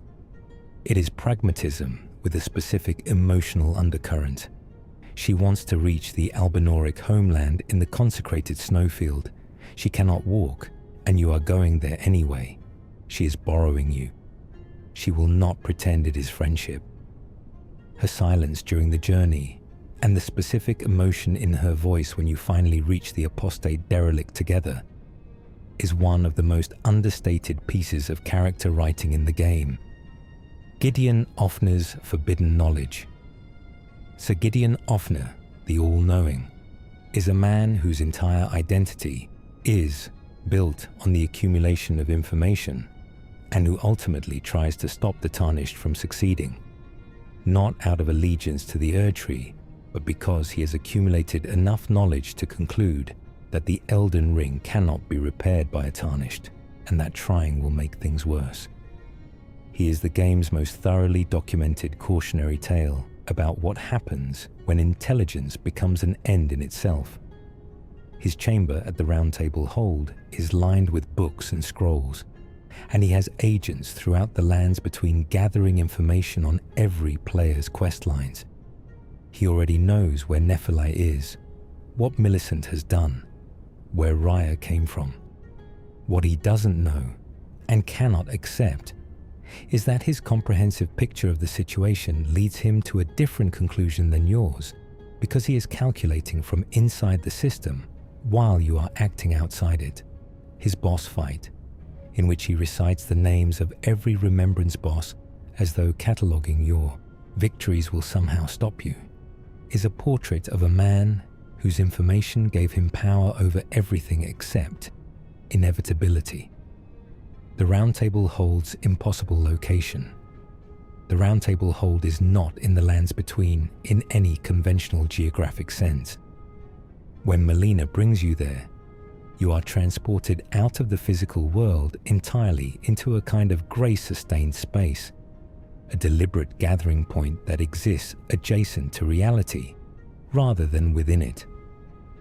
Gideon confirms this when he says, "The Hold exists outside the Erdtree's influence." This explains many things. Why spirits can gather there, why certain characters appear in the Hold, even when they should logically be elsewhere, why Hugh's chains hold him there specifically, rather than anywhere else in the world. It is a bubble of stability maintained by the same forces that called the Tarnished back to the lands between, a way station between death and purpose. The fire crackling in its hearth and the sense of sanctuary it offers are not incidental. The Hold was designed to provide a specific psychological function, drawing the Tarnished together and giving them a place to anchor their identities while the world outside fractures around them. It is both refuge and cage, depending on which inhabitant you ask. Sorcerer Thops and the Glintstone Key. Thops is a young sorcerer found sitting in the Church of Irith in Liurnia, having been locked out of the Raya Lucaria Academy because he cannot afford a second Glintstone Key for re-entry. He is studying independently, teaching himself what he can from prayer books and whatever scraps of sorcery he managed to carry out with him. If you give him the Academy Glintstone Key, his face lights up with genuine joy. He bows repeatedly, thanks you more than once, and practically runs toward the Academy. When you find him inside the Academy later, he is dead. He sits slumped over a device he was studying, seemingly having found access to restricted research materials, his death quiet and without theatrical ceremony. There is no monster standing over him. He simply pushed too far into the Academy's forbidden sections, tried to learn something he was not yet equipped to understand, and it killed him. His reward upon death is the memory stone he always dreamed of finding, and the Thops' barrier sorcery he developed himself. A young man who only ever wanted to study, who was given one chance to get inside the door he needed, and who walked toward the thing that killed him with complete willingness because knowledge was worth the risk. Rogier's last letter. When Rogier finally succumbs to the death blight that has been consuming him since his discovery beneath Stormvale Castle. He leaves behind a letter for Ranni. The letter is not addressed to you, though you can read it. He explains that he has been unable to complete his investigation of the Knight of Black Knives and asks Ranni to look after you in his place, to guide the tarnished he has come to believe in. The intimacy of this is easy to miss. Rogier knew Ranni before you did. He had his own relationship with her shadow quest line, his own investment in the Black Knife investigation. And at the end, when he could no longer continue, what he chose to do with his remaining strength was write a letter introducing you to someone who might still be able to help. He did not close out his own story. He handed it forward. His final act is one of the most quietly gracious moments any character performs in the game. A man using the last of himself to make sure the work continues through someone else. The finger reader crones.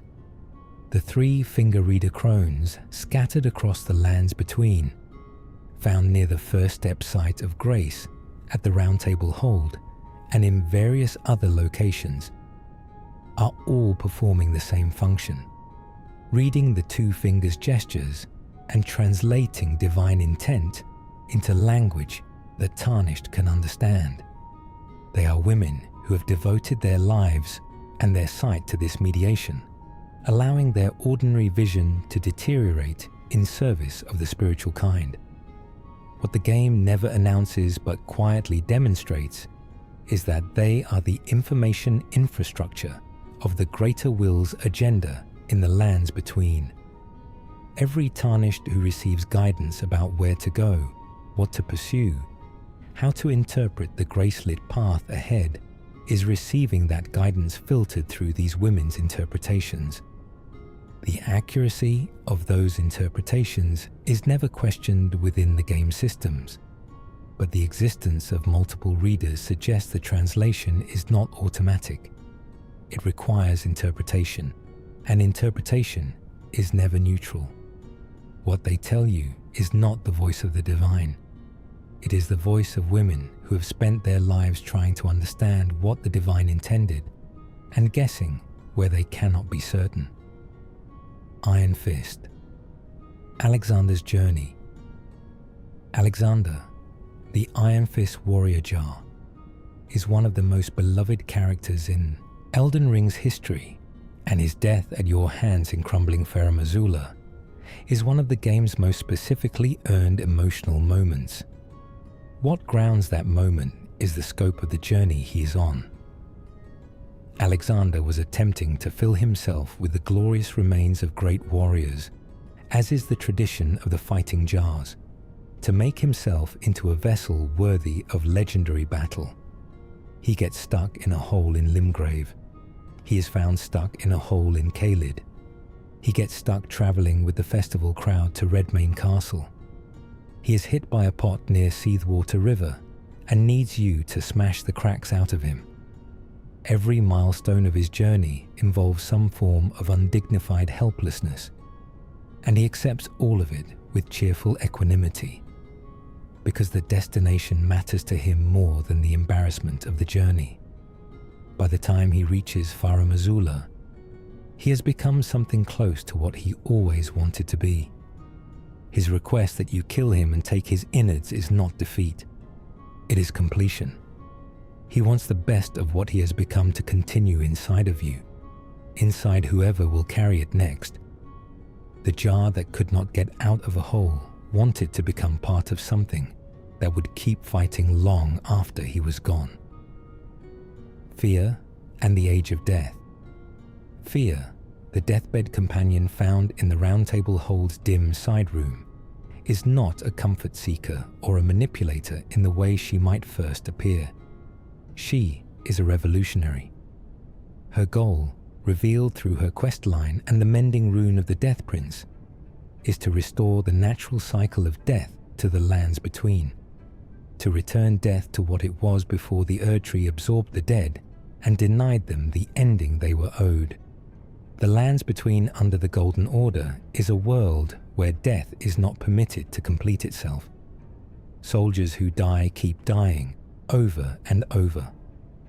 The death root spreading beneath the land is a symptom of suppressed death, life that has no place to go, because the Erdtree is not releasing what it holds. Fia's embrace offers warmth. That warmth is a specific kind of comfort she channels as a deathbed companion, a practitioner of an ancient rite. She is not deceiving the tarnished she holds. She is giving them the genuine warmth of someone who believes that rest, real rest, is the most sacred thing a person can receive. Her vision of the Death Prince ruling from the deep-root depths is the kindest apocalypse the game offers. A world where the dead can finally lie still. Blade and the Half-Wolf's Leash. Blade the Half-Wolf is the most loyal companion in Elden Ring by a considerable margin, a spirit who was created to serve Ranni and who has shaped his entire identity around that service. His devotion is not conditioned. He would die for her, and eventually the game proves he would. But the most striking and disturbing detail of Blade's existence is revealed through Iji, the War Counselor's quiet admission. Blade has periods of instability. There are times when the sealing spell that binds him to Ranni's service phrase, when the instinct to act as a servant of the two fingers, which is ultimately what he was made from, reasserts itself. During those times, Iji has had to act as a stabilizing force. The implication is that Blade's loyalty to Ranni is real, but sustained against a competing nature he did not choose and cannot fully overcome. When Ranni abandons her body and leaves the lands between, Blade is left without the anchor of her presence, and you find him outside Ranni's rise, grief-broken and then hostile. His breakdown is not a betrayal. It is a spirit whose sustaining purpose has been removed, in a body whose instincts have no counterbalancing devotion to hold them in check. Hieta's progression. Hieta's questline moves through 5 encounters, each time asking you to bring her a Shabriri grape, and each time showing her advancing toward the frenzied flame with more certainty and less hesitation. What is quietly devastating about this progression is that Hieta is not stupid or easily fooled. She knows that something painful and extreme is happening when she consumes the grapes. She describes their light as searing. She describes it as burning. She chooses it anyway, because in a world where she cannot see anything, the feeling of light, any light, regardless of its cost, is something she cannot give up. Her arrival in the depths beneath Leyndell, standing at the gate of the 3 fingers, is the natural end of this progression. She followed the burning light to its source, and she is at peace with where it led. When she gives you access to the frenzied flame, she is not being used. She is completing a journey that was always going to end here. The game does not editorialize whether this is tragedy or release. It presents both possibilities and steps back. The Albinauric people. The Albinauric people are divided into 2 generations with entirely different appearances. The first generation, like Latenna, are pale and humanoid with distinctive features, while the second generation resembles small, fleshy beings that barely look humanoid at all. This is because Albinaurics are not born. They are created, specifically by the scholars of the Carian Academy attempting to generate life without the Erdtree's grace. The first generation was their initial attempt, recognizably human, but aging rapidly and dying young, their bodies running through a lifetime too quickly. The second generation was the revised attempt, slower moving, longer lived, but so altered that they barely resemble humanity at all. Both generations are subject to persecution. The Golden Order regards them as aberrant, life created outside the sanctioned mechanism of the Erdtree. is life that does not fully belong. The village of the Albinaurics in Leonia, hidden behind an illusory wall and tucked into the cliff below the plateau, tells you everything about the conditions these people live under. They are hiding. They have always been hiding. The creation of the Halig tree was Miquella's attempt to build them a home where the tree's grace would not be the only thing that counted. Goldmask at the Colosseum. The location of Goldmask's body in Leyndell, Ashen capital, found at the base of the cliffs below the Colosseum, has generated more speculation than almost any other environmental detail in the game. The Colosseum stands above, unused, a structure that predates the shattering and whose purpose is only revealed in the Colosseum DLC content. The fall that killed Goldmask, whether it was a jump, a push, or an accident, happened at a height that would have been fatal. What players focus on is the angle. Corin was nearby. His dialogue after the death contains no grief, no shock, no specific acknowledgement of loss. Only a weary resignation that reads as something other than bereavement. The alternative reading is that Goldmask, having finally completed the mending rune of perfect order and understanding that the rune existed independently of his continued survival, chose to step off the edge himself. A man who had processed divine mathematics for so long that he knew when his work was done, and saw no reason to continue holding the position of being alive. Both readings are consistent with the game's evidence. The game offers you both and refuses to resolve them. Roderica's chrysalid gift. When Roderica first speaks to you at the Stormhill Shack, she gives you the spirit jellyfish ashes not as a quest reward, but as a simple gift. Something she says belonged to her and that she no longer has use for. She does not explain why. Her subsequent conversations at the Round Table Hold slowly clarify. Roderica has a gift for sensing spirits, which she describes as a kind of hearing. She can feel what the dead are trying to say. Hugh notices this before she does. He recognizes the quality of her attention to the spirits of the dead and tells you to encourage her to develop it. The chrysalids she speaks of at the beginning, the spirit cocoons she believes hold her companions' souls, are real, and her ability to find them is the same ability she later uses as a spirit tuner to strengthen your summons. She is not simply an NPC who gives upgrades.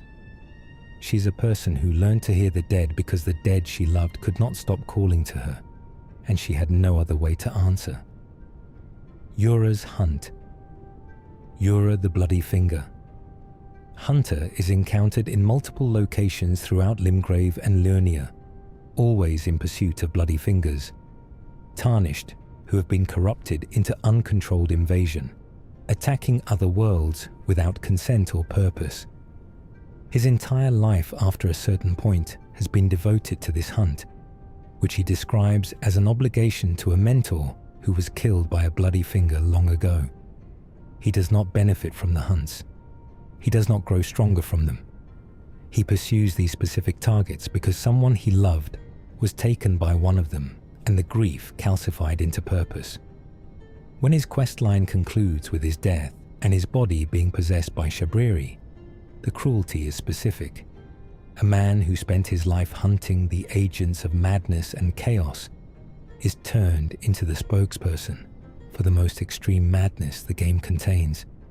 His face, his voice, his weapons are all used by Shabriri to recruit you to the frenzied flame. The opposite of everything Yura was hunting toward. He is the game's starkest example of what happens to a body when its soul is no longer present to defend it. The Carian Study Hall's other direction. The Carian Study Hall in Liurnia contains a detail that most players discover by accident and that fundamentally reorients the space. The hall has two orientations. The the standard one and the inverted one, accessible by placing Seluvis's scrolls on the pedestal at the entrance. In the inverted hall, the architecture flips, meaning what was the floor becomes the ceiling and the entire building is traversed upside down. The purpose of this inverted state is to access the divine tower of Liurnia, where Rani's great rune can be restored. But it is also a remarkable piece of architectural storytelling. The study hall was built to access something meant to be hidden, and the method of reaching that hidden thing requires turning the building on its head. Seluvis controlled access to this via his scrolls, which is one more data point in the picture of how much influence he had over the paths to and from Rani's power. The hall inverted is quieter, darker, and more dreamlike than the hall in its normal state, which matches what you are traveling through. The underside of a magical architecture designed to keep most people from seeing what is on the other side of it. Brother Corin's grief and rage.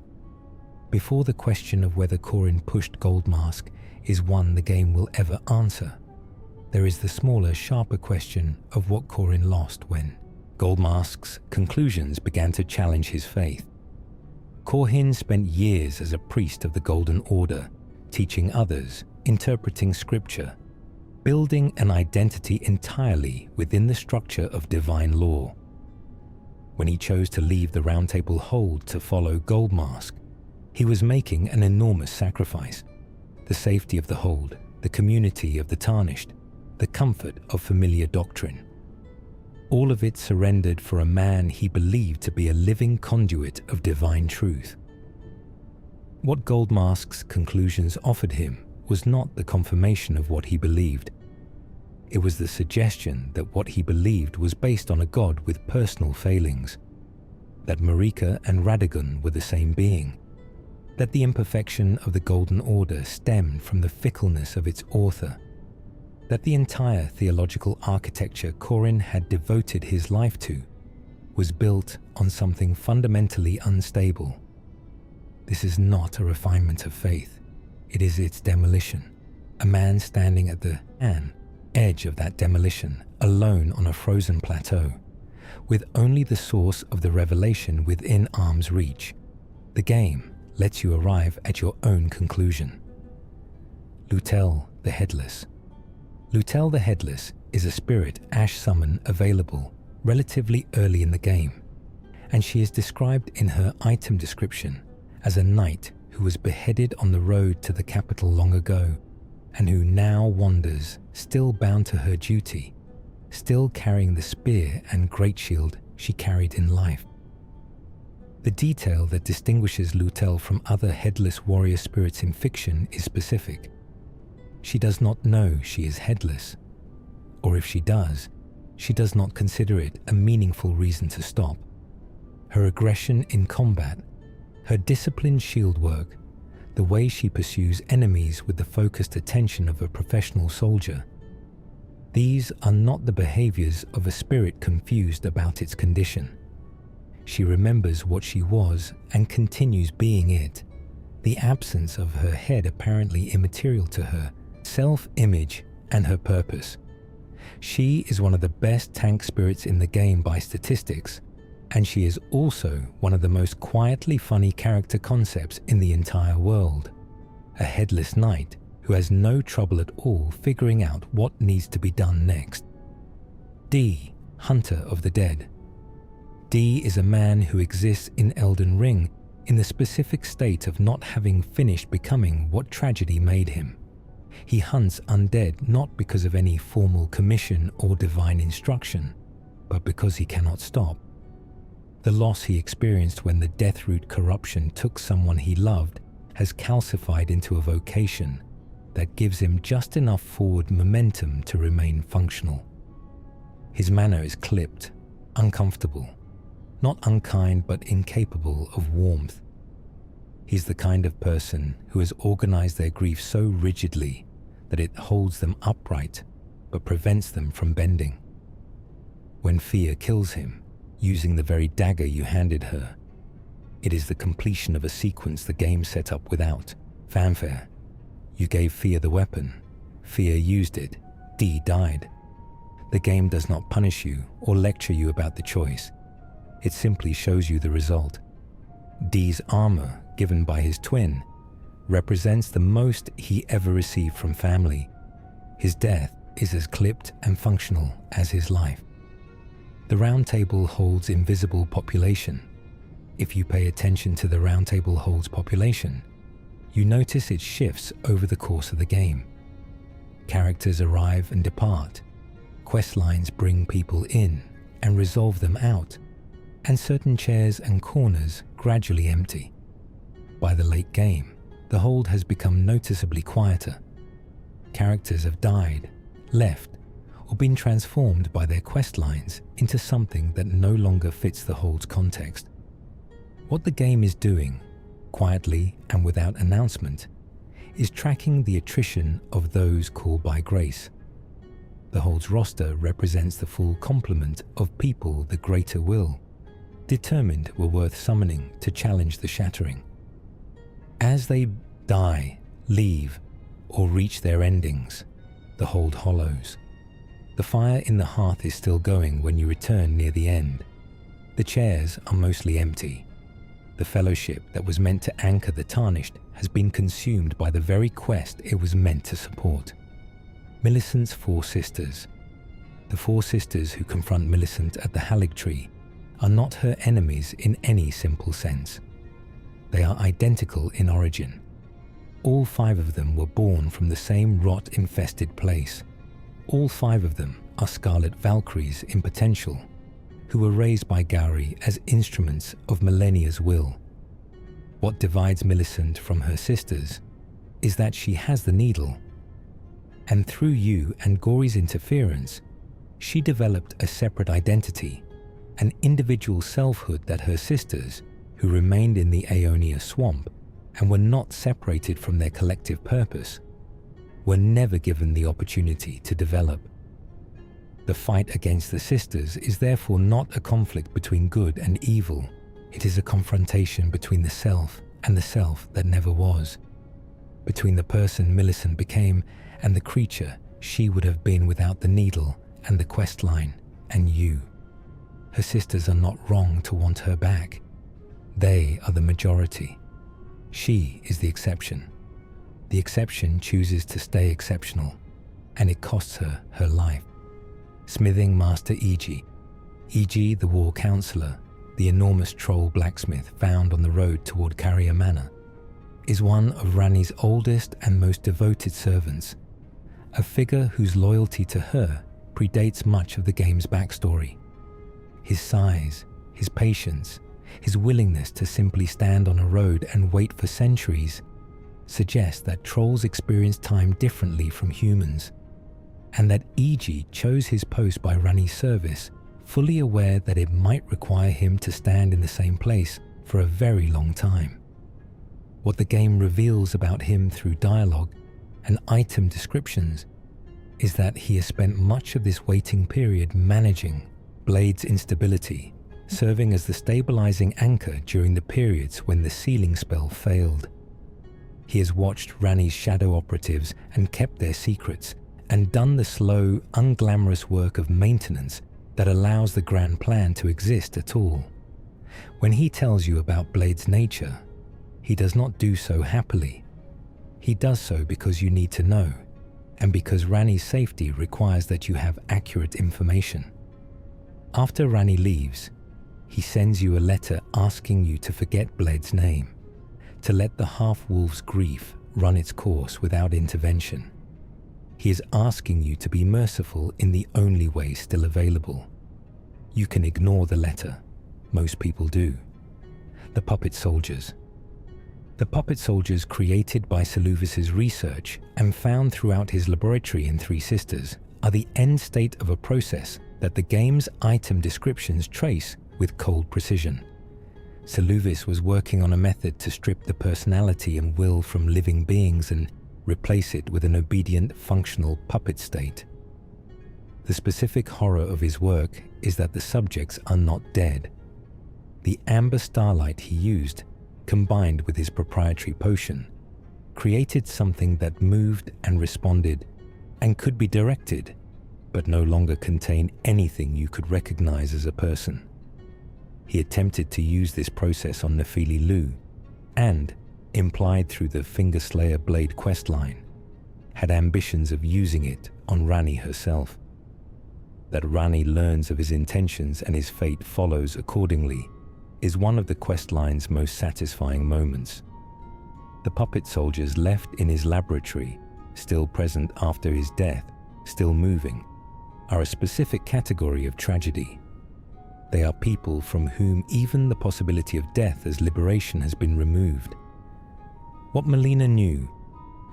Melina, who introduces herself as someone without a finger and without a maiden, knows significantly more about the lands between situation than she ever tells you directly. She was born of the Erdtree.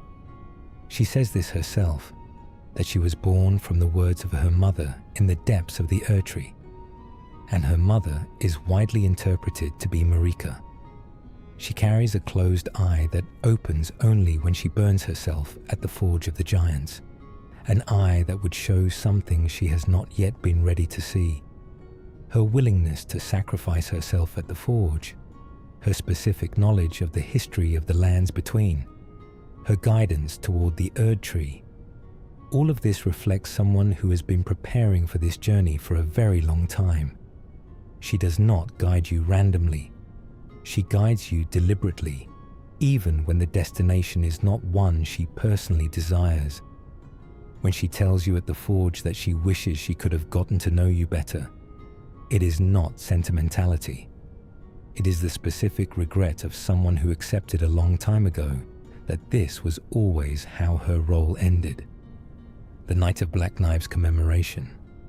The Night of Black Knives, the event in which Godwyn was killed and Rani shed her flesh, is referenced across dozens of item descriptions and dialogue lines, but the full picture of what that night was requires connecting threads from Rogier's investigation, Fia's questline, the Black Knife Assassins, and the lore of the Rune of Death. What almost no one discusses is the formal commemoration of that night embedded in the game's architecture. The black knife print found in Stormvale's hidden room, the death root spreading from Godwyn's body, the Hallowhorn grounds, and the ancestor spirit. All of these are, in different ways, monuments to a single night that changed the structure of the cosmos. The Black Knife Assassins who carried out the killings were Numen women, members of Marika's own bloodline, which is why some believe the night was orchestrated from within the divine family, rather than as an external attack. Rani's motive was freedom from the two fingers. What she started, she could not fully contain, and the consequences of that single night are still spreading into the soil of the lands. Between, in the form of Deathroot, when the Tarnished arrives. Renala and the Amber Egg. Renala of the Full Moon is found in the Grand Library of the Raya Lucaria Academy, sitting on a heap of discarded books in a fetal position, cradling a large amber egg and singing the same melody in a loop.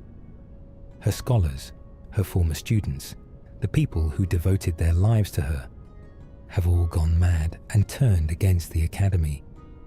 What broke her was not academic failure, but the letter from Radagon telling her their marriage was over, that he was returning to the Erdtree. The scholars broke her possession of the Academy key, triggering her breakdown, because they could not accept what she had become after he left. They believed their imprisonment in the amber egg she cradled was the kindest thing they could do for her, keeping her safe inside her sorrow while they managed the chaos outside.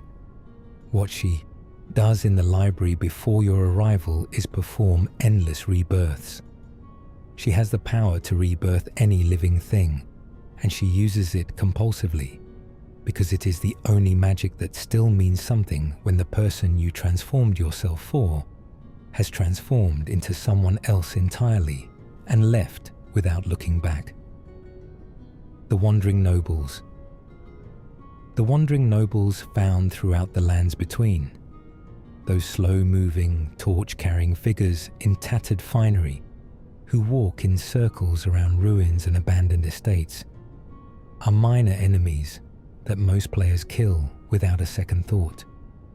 Their item descriptions tell a quieter story.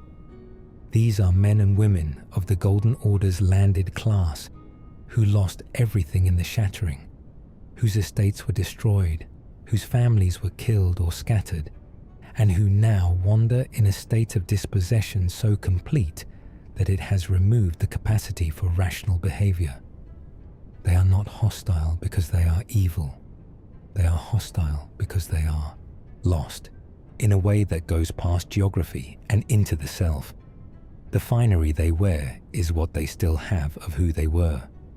Not status, not household, not purpose, but the physical coat that used to represent all of those things.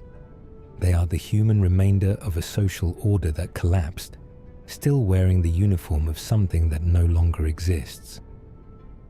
The ancestral followers' grief. The ancestral followers found in Siofra River and Mogwin Palace are tall, antlered humanoid figures who appear to be ancient residents of these subterranean regions, predating the civilizations built above them by unknown centuries. They move with a slowness and a watchfulness that reads as ceremonial. They are not aggressive until provoked, and even when hostile, they have a quality of sorrowful inevitability about them. Their item descriptions identify them as worshippers of the Tree's ancestor, a primordial aspect of the great tree that preceded the current divine structure. The ancestral spirit boss found deep in the Siofra River, the enormous ghostly elk that emerges from a bed of flames, is apparently the object of their devotion. The followers light fires to call it and witness its manifestation. They have been performing this ceremony in an underground space for long enough that the surface world above them has been built, broken, and partially destroyed since they began. Whatever grief drives the ceremony is old enough that it may not have a name anymore. It has only the gesture and the fire and the elk that emerges from it. Demi-human chief. The demi-human chiefs who appear as bosses throughout the lands between, in Coastal Cave, in Impaler's catacombs, in the Weeping Peninsula, are larger, more powerful individuals within a community that the game otherwise presents as background enemies. The Coastal Cave variant guards a path that leads to the Castle Morn lift, which provides access to the Weeping Peninsula. He is not guarding this path for abstract territorial reasons. The cave behind him contains the exit from Limgrave's coast, and the demi-humans in his group are described as living in that cave as their home. You are passing through their dwelling to reach a shortcut. The game frames this as a dungeon with a boss and a reward. The demi-human chief is protecting his people's home from an intruder with a flail. The reward for killing him is the tailoring tools, which let you alter armor. The items inside his home are worth more to you than the understanding of why he was fighting. From his perspective, you were the monster who came in from the sea. The Volcano Manor's targets and their endings. Each target on Volcano Manor's assassination list has a fate that extends past the moment of their death, visible if you return to their locations after completing the contract. Old Knight Istvan, killed in Limgrave, leaves behind the scaled armor. Riley the Idol, killed in the Altus Plateau, drops the Hoslo armor, suggesting a family connection to Diallos. Juno Hoslo, the last contract target, is explicitly named as a family member of Diallos, his brother, according to the armor set description.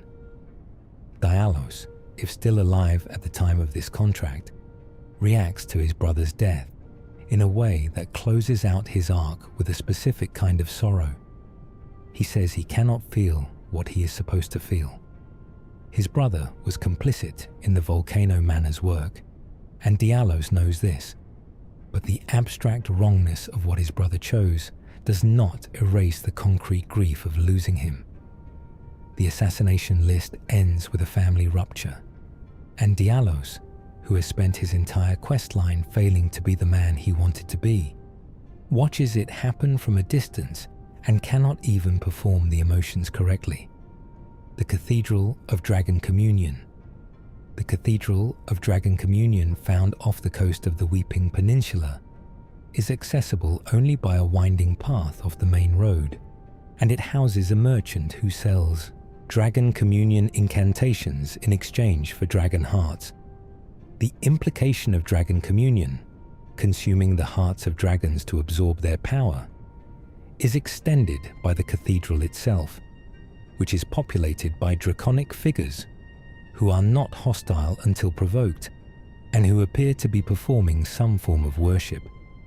The Dragon Communion ritual is ancient, far older than the Erd Tree, and it represents an alternative relationship with power, not receiving it from above as grace, not taking it from the land through crafting, but consuming it directly from the body of a creature that contains it. The dragon priest enemies near the altar are its servants. They are not monsters. They are clerics of a different faith, maintaining a practice that the Golden Order has no category for and therefore no authority over. The Elden Ring world contains within it multiple complete theological traditions, and most players burn through them as obstacle courses. Marika's imprisonment in the Erd Tree. Queen Marika's physical presence in the Elden Ring is revealed only at the end. She is found shattered and suspended in chains within the Erd Tree's heart, her body broken and her divinity fractured. She is not ruling. She has not been ruling. The god who built the Golden Order and defined the Lands Between's metaphysical structure has been imprisoned inside the very tree that represents her authority, apparently since the shattering. What this means for the entire playthrough, for every reference to Marika's will, for every piece of scripture citing her authority, for every institution operating in her name, is significant. The world has been running on her legacy in her absence, governed by structures she set up that continued operating after she could no longer correct them. The Erd Tree's closing after the shattering, the sealed rune of death, the guidance of grace itself calling the tarnished back. These may all be automated systems she established, continuing without her input. The god is gone. The architecture of the god's world remains standing. This is, in its way, the most complete explanation for why everything in the Lands Between is broken. The person who was supposed to maintain it has been suspended in chains, unable to speak, for an indeterminate period of time. Count Ymir's letters. Count Ymir, the elderly scholar found in Miquella's realm during the Shadow of the Erd Tree DLC, is engaged in a research project so long-running that its origins predate the current configuration of the world. He is seeking the Mother of Fingers, a figure described as the primordial origin of the two fingers and the greater will's connection to the Lands Between, and his search has taken him through academic work, physical exploration, and an increasingly specific form of theological obsession. What makes him remarkable is the patience of it. He is not a young man pursuing revelation. He is an old man who has been following this thread for most of his remembered life and who continues following it, not because he expects to live to see the conclusion, but because the alternative is to stop and accept that some questions have no resolution. His questline involves you carrying out his research in the places he can no longer reach himself, and the notes he leaves show a mind that is still sharp, still precise, still capable of being surprised by what it finds. Ymir is what certain kinds of scholarship look like when they last long enough to become indistinguishable from devotion. Sir Gideon's network. the scope of Sir Gideon Ofnir's intelligence-gathering operation only becomes clear when you notice how much he already knows. Every time you report a major discovery to him, the location of a demigod, the content of a questline, the identity of a secret NPC, he already has some version of the information. His chamber at the Round Table Hold contains documentation of what every Tarnished has done and found, a research archive of the entire playthrough's unfolding. The people he sends out as agents are not named in the game. They exist as an implication, figures doing fieldwork that Gideon aggregates into his comprehensive picture. His title, the All-Knowing, is not vanity. It is a professional self-identification. This is what he does, and he is good at it. What the game uses this setup to demonstrate is that comprehensive knowledge, gathered with patience and intelligence, did not help Gideon understand what to do. He knew more than anyone. He concluded less than many. The Tarnished who stumbled through the world with incomplete information and acted on instinct accomplished what the man who knew everything could not. Ennia's waiting. Ennia has been at the Round Table Hold since before the Tarnished were called back. Her role as finger reader means she had access to the Two Fingers communication through the Hold's walls, and she knew that the call had gone out and that someone would eventually come. How long she waited is not stated. The Hold exists outside ordinary time, which may mean the question of duration is less applicable than it would be elsewhere. What the game conveys through her manner, her warmth, her practiced greeting, is the specific quality of someone who has spent a great deal of time preparing for a particular thing, and then that thing happens. She is not surprised by you. She is prepared for you. Every remembrance exchange she offers is delivered with the same reverence and care, as though she rehearsed it, or as though she has done it so many times in her imagination that the actual performance is natural. There is nothing performative about her, which is the paradox of long preparation. At some point, readiness becomes identity, and Ennia has been ready for long enough that readiness is simply who she is. Nefeli. After the throne. If you complete Nefeli's questline and witness her taking the throne of Stormvale Castle, she gives a speech that is remarkable in its brevity and its specificity. She does not claim the Erd Tree's blessing. She does not invoke divine right. She stands in the throne room of a murdered demigod and says simply that she will rule as a warrior with her strength for as long as she can hold the territory. This is a fundamentally different legitimacy claim than anything the Golden Order recognizes, and that difference is deliberate. Nefeli carries Godfrey's blood, but not his mythology. She takes the castle not because she is chosen, but because she can hold it. The game's small, clean reward for this questline, Kenneth Haight's arrival, the ancient dragon smithing stone, the functional stability of one small corner of the lands between, is a comment on what practical governance looks like in contrast to divine appointment. No grace required, just someone willing to stand in the room and do the work. The Fingerslayer Blade. The Fingerslayer Blade found in Nokron is one of the game's most significant items both mechanically and narratively. It is described as a weapon capable of harming the Two Fingers, the divine intermediaries of the Greater Will, entities that are supposedly beyond the reach of ordinary weapons. The blade is ancient, predating the Golden Order, created by a civilization in the eternal city of Nokron, who had the technological and metaphysical sophistication to weaponize the concept of harming the untouchable. Ranni asks you to retrieve it specifically because her plan requires harming the Two Fingers that bind her, severing the divine leash that connects her fate to the Greater Will's agenda. When you bring her the blade, she receives it with a specific reverence, not excitement, not triumph, but the careful, focused attention of someone accepting the last piece of something they have been building toward for a very long time. The blade is proof that even gods have weak points, if you know where to look and have the courage of the civilization that first looked. What the fire monks burned. The fire monks who occupy Fort Gale and the eastern areas of Caelid are devotees of the flame of the fell god, an ancient and primordial fire associated with the giants of the mountaintops.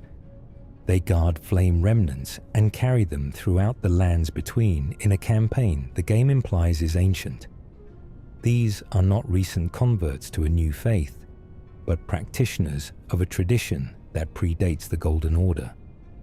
When you find the Flame of the Fell God spell, its description identifies it as a remnant of the fire the giants once wielded before Marika's campaign destroyed them. The fire monks are not maintaining the giants' tradition out of respect for those people. They are maintaining the fire itself, the specific elemental force, as a religious act. The giants are gone. The fire is not. This is a theology of continuation. The god may die, the people may be destroyed, but the flame remains and can be kept by whoever chooses to tend it. What the fire monks represent is a world in which the Golden Order's victory was never as complete as Marika's architecture suggests. The Omen Killer's origin. The Omen Killers found throughout the lands between. Large, masked executioners, wielding clubs and blades, decorated with the flowers grown around hanged men, are not a class of monster, but a profession. They were created by the Golden Order specifically to hunt and kill omens, the cursed beings born with grotesque bodies that the Order considered too aberrant to permit in society. Omens were imprisoned beneath the capital in the subterranean shunning grounds, and omen killers were the enforcement arm of this policy. The detail that transforms them from ambient enemies into a piece of world building is the specific mention that omens were often nobles, often people of standing, whose children were born with the curse regardless of bloodline. The Golden Order's response to a noble family producing an omen child was to imprison the child and create a professional execution class to manage the overflow. The Omen Killers are the bureaucracy of cruelty, the administrative solution to a problem the Order created by deciding that certain kinds of birth were unacceptable. The Dung Eater's Omen Heart, which gives him his theology of universal contamination, makes complete sense in this context. Millicent's needle and the scarlet Aeonia. When Millicent removes the unalloyed gold needle and dies, that needle does not disappear with her. You can collect it from her body, and when combined with the Miquella's needle available in the Haligtree, it transforms into a tool capable of undoing the frenzied flame's hold on a character who has accepted it. This is one of the most consequential items in the game in terms of ending accessibility, and it comes directly from Millicent's deliberate act of self-determination. She chose to die as herself. The needle that was the instrument of her choice then becomes the instrument of another person's choice, allowing someone who accepted the frenzied flame to reject it and pursue a different ending. The game is threading Millicent's agency forward through mechanical consequence. Her decision to die free creates the possibility of another person's freedom. The scarlet rot blooms at the spot where she died, a small Aeonia of scarlet spreading from her body in the Haligtree's toxic garden. In death, she becomes what Gowry always wanted her to become, but she became it on her own terms, in the moment she chose, and the thing it produces is not devotion to millennia, but liberation for someone else entirely. Hugh's dream. In the Ashen Capital, after the Erdtree has been set ablaze by Melina, Hugh the blacksmith is found still at his anvil in the remains of the Round Table Hold. His chains are still there. He cannot leave. He is working in a space that is actively burning, and he is still at his post, still hammering, still forming the weapon he cannot fully remember being tasked to create. He makes a comment during this encounter that has stuck with many players. He says that he had a dream, and in the dream, he had made a weapon of God-slaying, and his master was satisfied. He cannot place who his master was, or why the dream felt significant, but the contentment of the dream is visible in how he speaks of it. He is asking you, implicitly, to be the weapon he could not finish forging himself. He is asking you to be the thing the dream promised him he would make. He sends you forward into the burning world with the pride of a craftsman who believes, against all evidence of his chains and his imprisonment and his stolen memory, that he did what he was here to do. The Ashen Capital's population. After the Erdtree burns, Lendel transforms into the Ashen Capital. A version of the same city covered in ash and embers, its population reduced to hollow shells, and its monuments still standing but now framed in ruin. What the game does not announce is where the population went. The Ashen Capital has fewer enemies than standard Lendel, and the ones that remain are either already hostile or have been transformed by the fire and ash into something unrecognizable. The implications spread across item descriptions and environmental details is that the burning of the Erdtree did not merely damage a building, it severed the grace that maintained the lives of everyone connected to it. The Erdtree sustained the Golden Order's population in a specific way, and its burning ended that sustaining. The people of Lendel, who were not already tarnished or already hollowed, were simply extinguished when the connection broke. The Ashen Capital is not a damaged city. It is a memorial for the specific moment when a civilization's sustaining power was removed and everything it was sustaining stopped at once. What Miquella gave up. Miquella, who never appears in person during the base game, is present everywhere through the things he made and the people who loved him. He created the Haligtree for the Albinaurics. He created the unalloyed gold needle to help those afflicted by the scarlet rot, including his twin sister Millennia. He put himself into a cocoon in the Haligtree and underwent a ritual to shed his demigod nature and become a true god. Not the god the greater will would make him, but a god of his own choosing, driven by a different principle. What he gave up in this process was everything incidental to that goal. His power, his safety, his connection to the people who protected him, his physical form.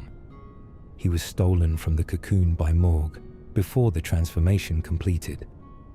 In the shadow of the Erdtree DLC, the completed version of what Miquella became is a being who has also given up his empathy, shed it deliberately as part of the process of divinity, the most compassionate demigod in the game's lore, the one who made a tree for a dispossessed people and a needle to cure his sister, chose to become a god by removing the very quality that made him who he was. His tragedy is not what was done to him. It is what he chose to do to himself in pursuit of something greater than himself. The grace of the lands between. The golden wisps of grace that guide the player's path through the lands between are easy to accept as a navigational convenience and harder to sit with as a piece of world building. Grace, as a metaphysical principle in the game, is the Erdtree's blessing made tangible, the active favor of the greater will distributed through the world. The fact that grace guides you toward the great runes, toward the demigods, toward the Erdtree itself, means that grace is not neutral. It has an agenda. It is pointing you toward a specific ending, the restoration of the Elden Ring through the Erdtree, because that is what the greater will wants accomplished. The characters who notice this: Rani, Fear, Goldmask. Each pursue paths that deviate from the gracelit route to different degrees. Rani's ending requires you to explicitly follow her path rather than the Erdtree's path, at a point where the grace is no longer pointing toward what she wants. The grace does not turn hostile toward you when you deviate. It simply does not illuminate the divergent path. The universe's favor is available if you want to go where it's pointing. If you want to go somewhere else, you are on your own, and you will have to find your own light. Torrent's unknown origin. Torrent, your spectral steed in the lands between, has no lore entry that explains where he came from or who owned him before Melina gave you his whistle. Melina says simply that Torrent has taken a liking to you, as though this is both explanation and justification. The community's leading interpretation connects Torrent to a previous Tarnished who also traveled the lands between before you, someone who came, failed, and left their steed behind when they were gone. The name Torrent, associated with wind, with rushing movement, with something that cannot be stopped, is not a name that fits an unclaimed animal. It is a name someone gave him, and that someone is no longer here to be asked about it. He responds to you with the loyalty of a creature that has been through something difficult with a person who mattered, and who has decided to extend that loyalty forward. His double jump defies physics. His stamina is inexhaustible. He communicates urgency when something terrible is nearby. He is more than a mount. He is the accumulated trust of a journey you were not present for, offered to you because you showed up at the right moment. The Frenzied Flame prescription. The passage beneath Leyndell that leads to the Three Fingers is entirely sealed off by 3 Erdtree avatar-scale barriers, and reaching it requires removing your armor, your weapons, and descending naked into the deepest levels of the shunning grounds. A sewer network beneath the capital that houses the cities rejected and discarded, including the Omens. The physical requirement of nakedness is theological. The Frenzied Flame does not accept those who carry the armor of other commitments. You must arrive stripped of every protection, every allegiance, every layer of identity built up during the journey before the Three Fingers will open their arms to you. This is the most literal version of what every apocalyptic theology offers: a complete removal of the self as it has been constructed, so that something total can replace it. The barriers don't require a key, they require absence. The more of yourself you carry into that space, the more the barriers hold.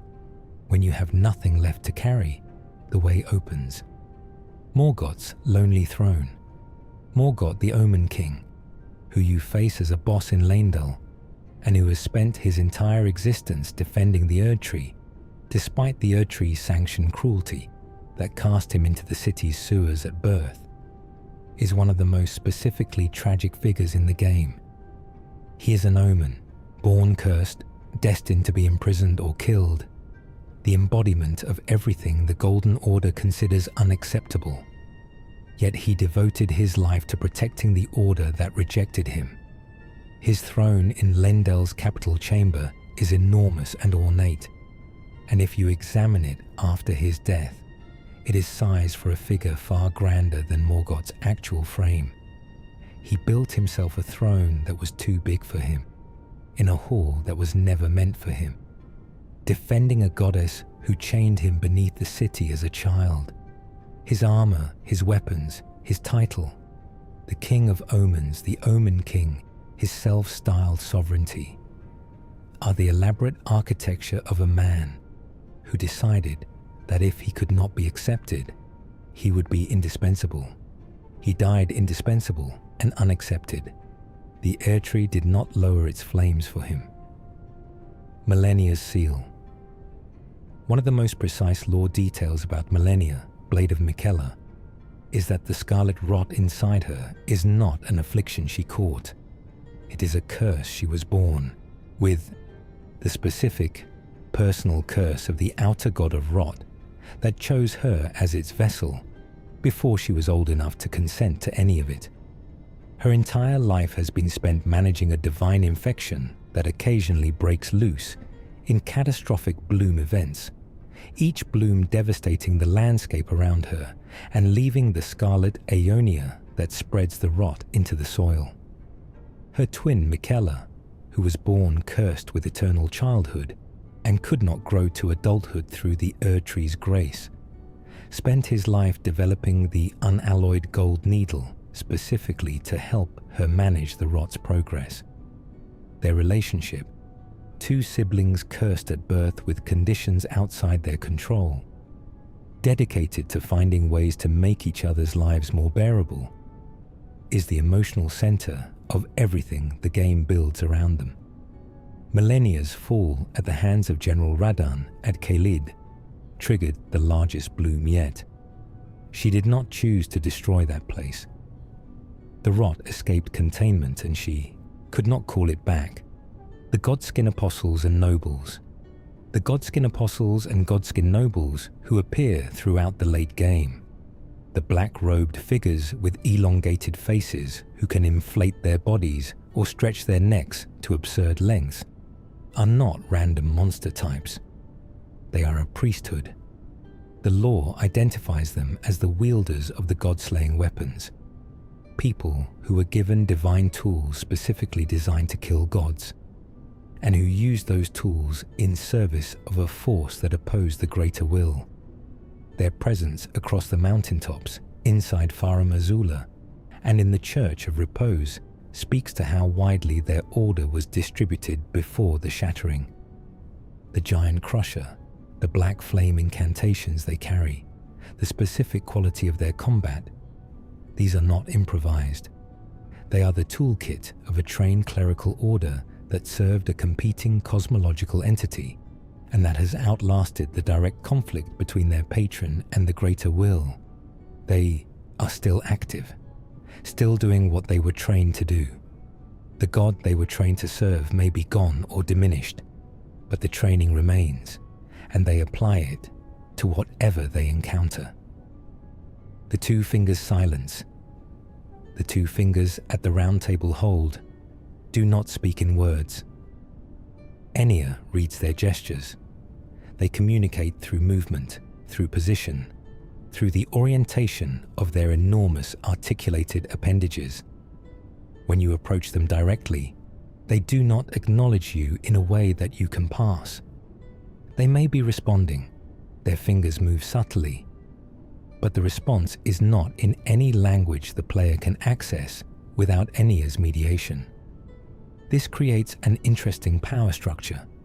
The divine authority that the entire quest is nominally serving cannot communicate with the person doing the serving, except through an interpreter. And the interpreter is an elderly woman making her best attempt to understand something that may not be fully translatable. The two fingers are described as conduits for the greater will's agenda, rather than independent entities with their own intentions. What they are relaying may itself be an imperfect transmission, a signal that was sent from very far away through a medium not designed for precision. Everything Enya tells you could be accurate. It could also be an old woman's best translation of something alien, filtered twice before it reaches you. The prisoner class origin. The prisoner starting class wears a distinctive iron mask covering most of the face, a detail that the starting class description connects to a glintstone mage who was jailed, presumably for unauthorized use of magic or academic misconduct. The mask is not simply cosmetic. It is a restraint, a device the Academy apparently used to limit the perceptive abilities of sorcerers they held captive. The implication is that glintstone magic is as much about perception as it is about casting, and restricting sight restricts power. The prisoner, as a starting class, is someone who arrives in the lands between already having experienced the Academy's institutional cruelty, already wearing its judgment on their face, already carrying the weight of a past the game provides you no details about. Of all the starting classes, the prisoner is the most thematically pointed. You begin not as someone who made a choice, but as someone to whom something was done, and the question of what you do with that is the entirety of the game. The Deathroot Network. Deathroot is not simply a dangerous item you collect for D, and then for Gurranq, the beast clergyman. It is the physical manifestation of suppressed death, the substance produced when the natural cycle of souls is interrupted, and the dead cannot return to the Erdtree as the Golden Order intends. Every site where Deathroot appears marks a place where death has been held back, corrupted, or accumulated without release. The connection between Deathroot and Godwyn's spreading corpse growth is direct. Godwyn's death on the night of Black Knives was uniquely corrupted because his soul was killed, but his body was not, leaving a death that could not complete itself, and so began spreading through the earth. The Tibia mariners carry charnel vessels and spread skeletons across the landscape are connected to this network, moving through the world in service of death as a principle that has been wronged.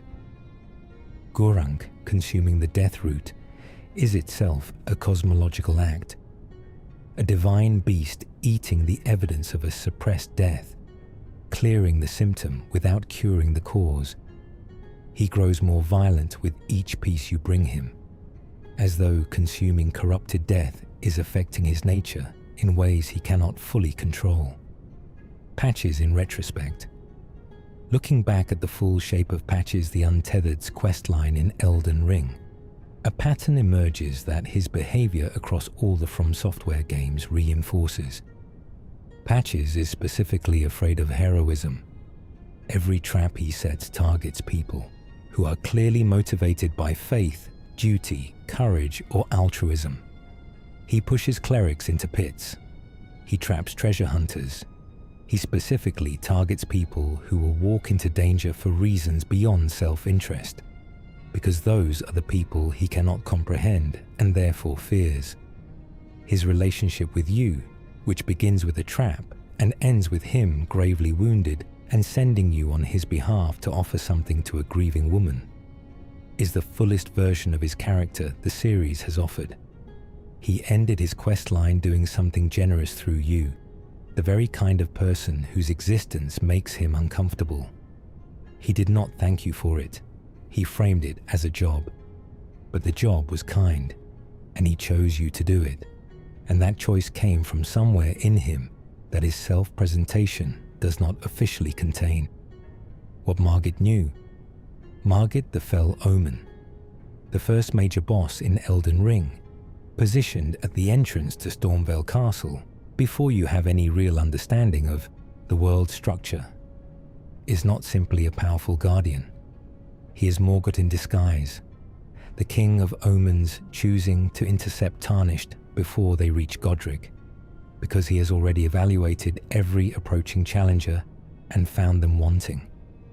His speech when you first meet him is famous for its condescension. He tells you that your strength is an insult to the grace that chose you, that your path leads only to ruin, that you should abandon your ambitions and crawl back to wherever you came from. This is not cruelty for its own sake. Morgott is, at some level, trying to protect both the castle and the Tarnished from each other. He has watched waves of Tarnished arrive and fail and die since the Shattering, and he has concluded that the quest is futile and that sending you onward is doing you harm.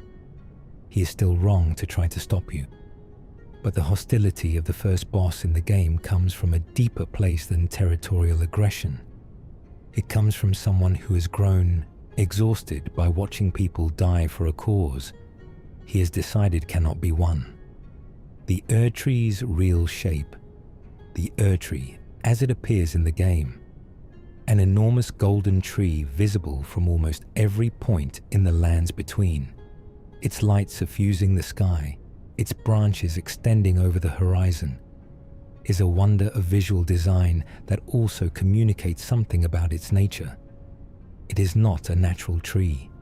It grew in a single place and spread to fill the sky, not through natural growth, but through the accumulation of the souls it absorbed.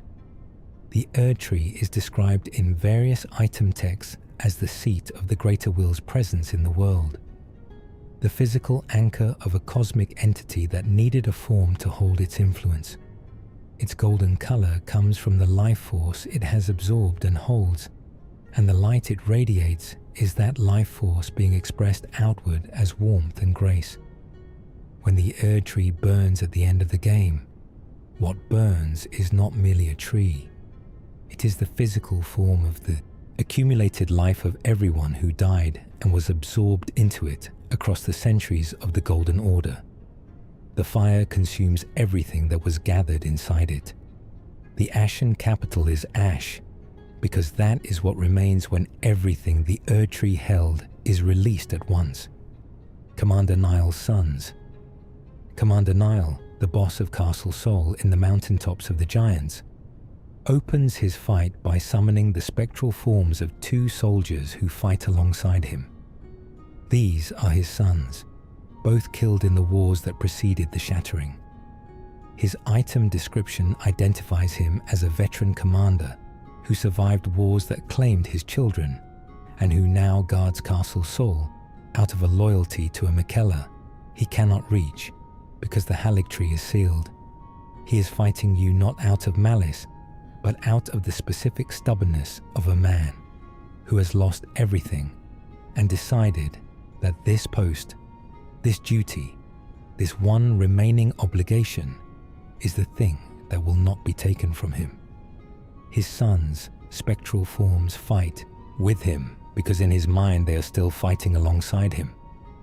That is how grief works in an old soldier. The people you lost becoming permanent presences in the periphery of every battle you subsequently enter. Defeating him to take the Halig tree medallion piece that lets you reach Miquella's tree is necessary for the questline. It is also the act of defeating a father who summoned the shadows of his children to protect the last thing he was still doing for them. Hugh's master. The identity of who commanded Hugh to forge a god-slaying weapon has been one of the community's persistent theories since launch. The leading interpretation is Marika herself, who chained him in the Round Table hold with a specific commission and then erased his memory of it. The logic runs: Marika was imprisoned in the Erd tree after the Shattering, but before the Shattering, she was in the process of breaking the Elden Ring herself. The Shattering was not an accident, but a deliberate act, her own, rebellion against the greater will that had used her. If Marika wanted to sever herself from the greater will, she would need a weapon capable of harming the divine. She would need a craftsman skilled enough to make one and discreet enough to be controlled. Chaining a blacksmith in a grace-sustained pocket of reality, stripping his memory of the commission, and leaving him there compelled to do the work by an impulse he cannot explain or resist. This is exactly the method of someone who needed the work done while maintaining plausible separation from it. Hugh does not know his master's name. He knows the dream. The dream has Marika's shape. Ansbach's devotion.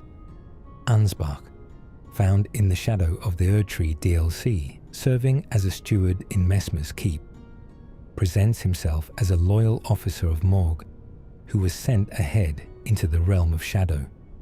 His quest line, which develops slowly through the DLC, reveals a more complicated allegiance. His devotion to Miquella, or to the principle Miquella represents, runs deeper than his stated loyalties.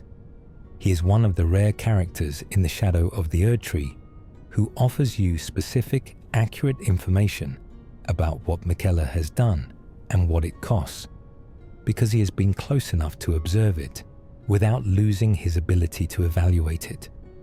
His betrayal of the official structure he serves is not impulsive.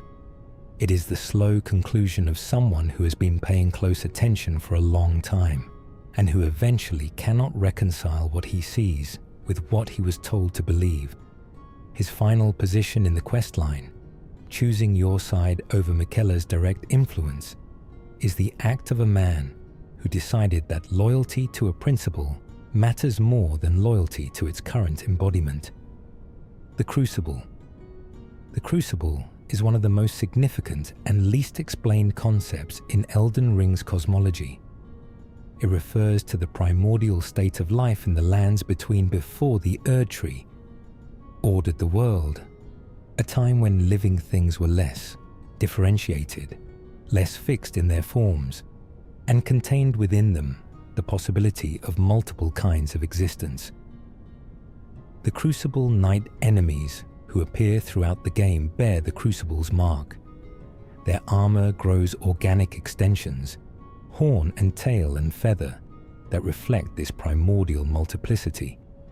The Crucible of Life, which various items reference, is described as the origin from which all life in the lands between descended. Millennia's rot, the Omen's curse, the demi-human's existence. All of these can be understood as expressions of Crucible life reasserting itself against the Golden Order's insistence on fixed, sanctioned forms. The Erdtree created a world of categories, of acceptable and unacceptable shapes. The Crucible is what the world looked like before categories, when life was wilder and more various, and not yet sorted into the acceptable and the monstrous. Everything the Golden Order persecutes is, at some level, a fragment of the Crucible that did not accept the sorting.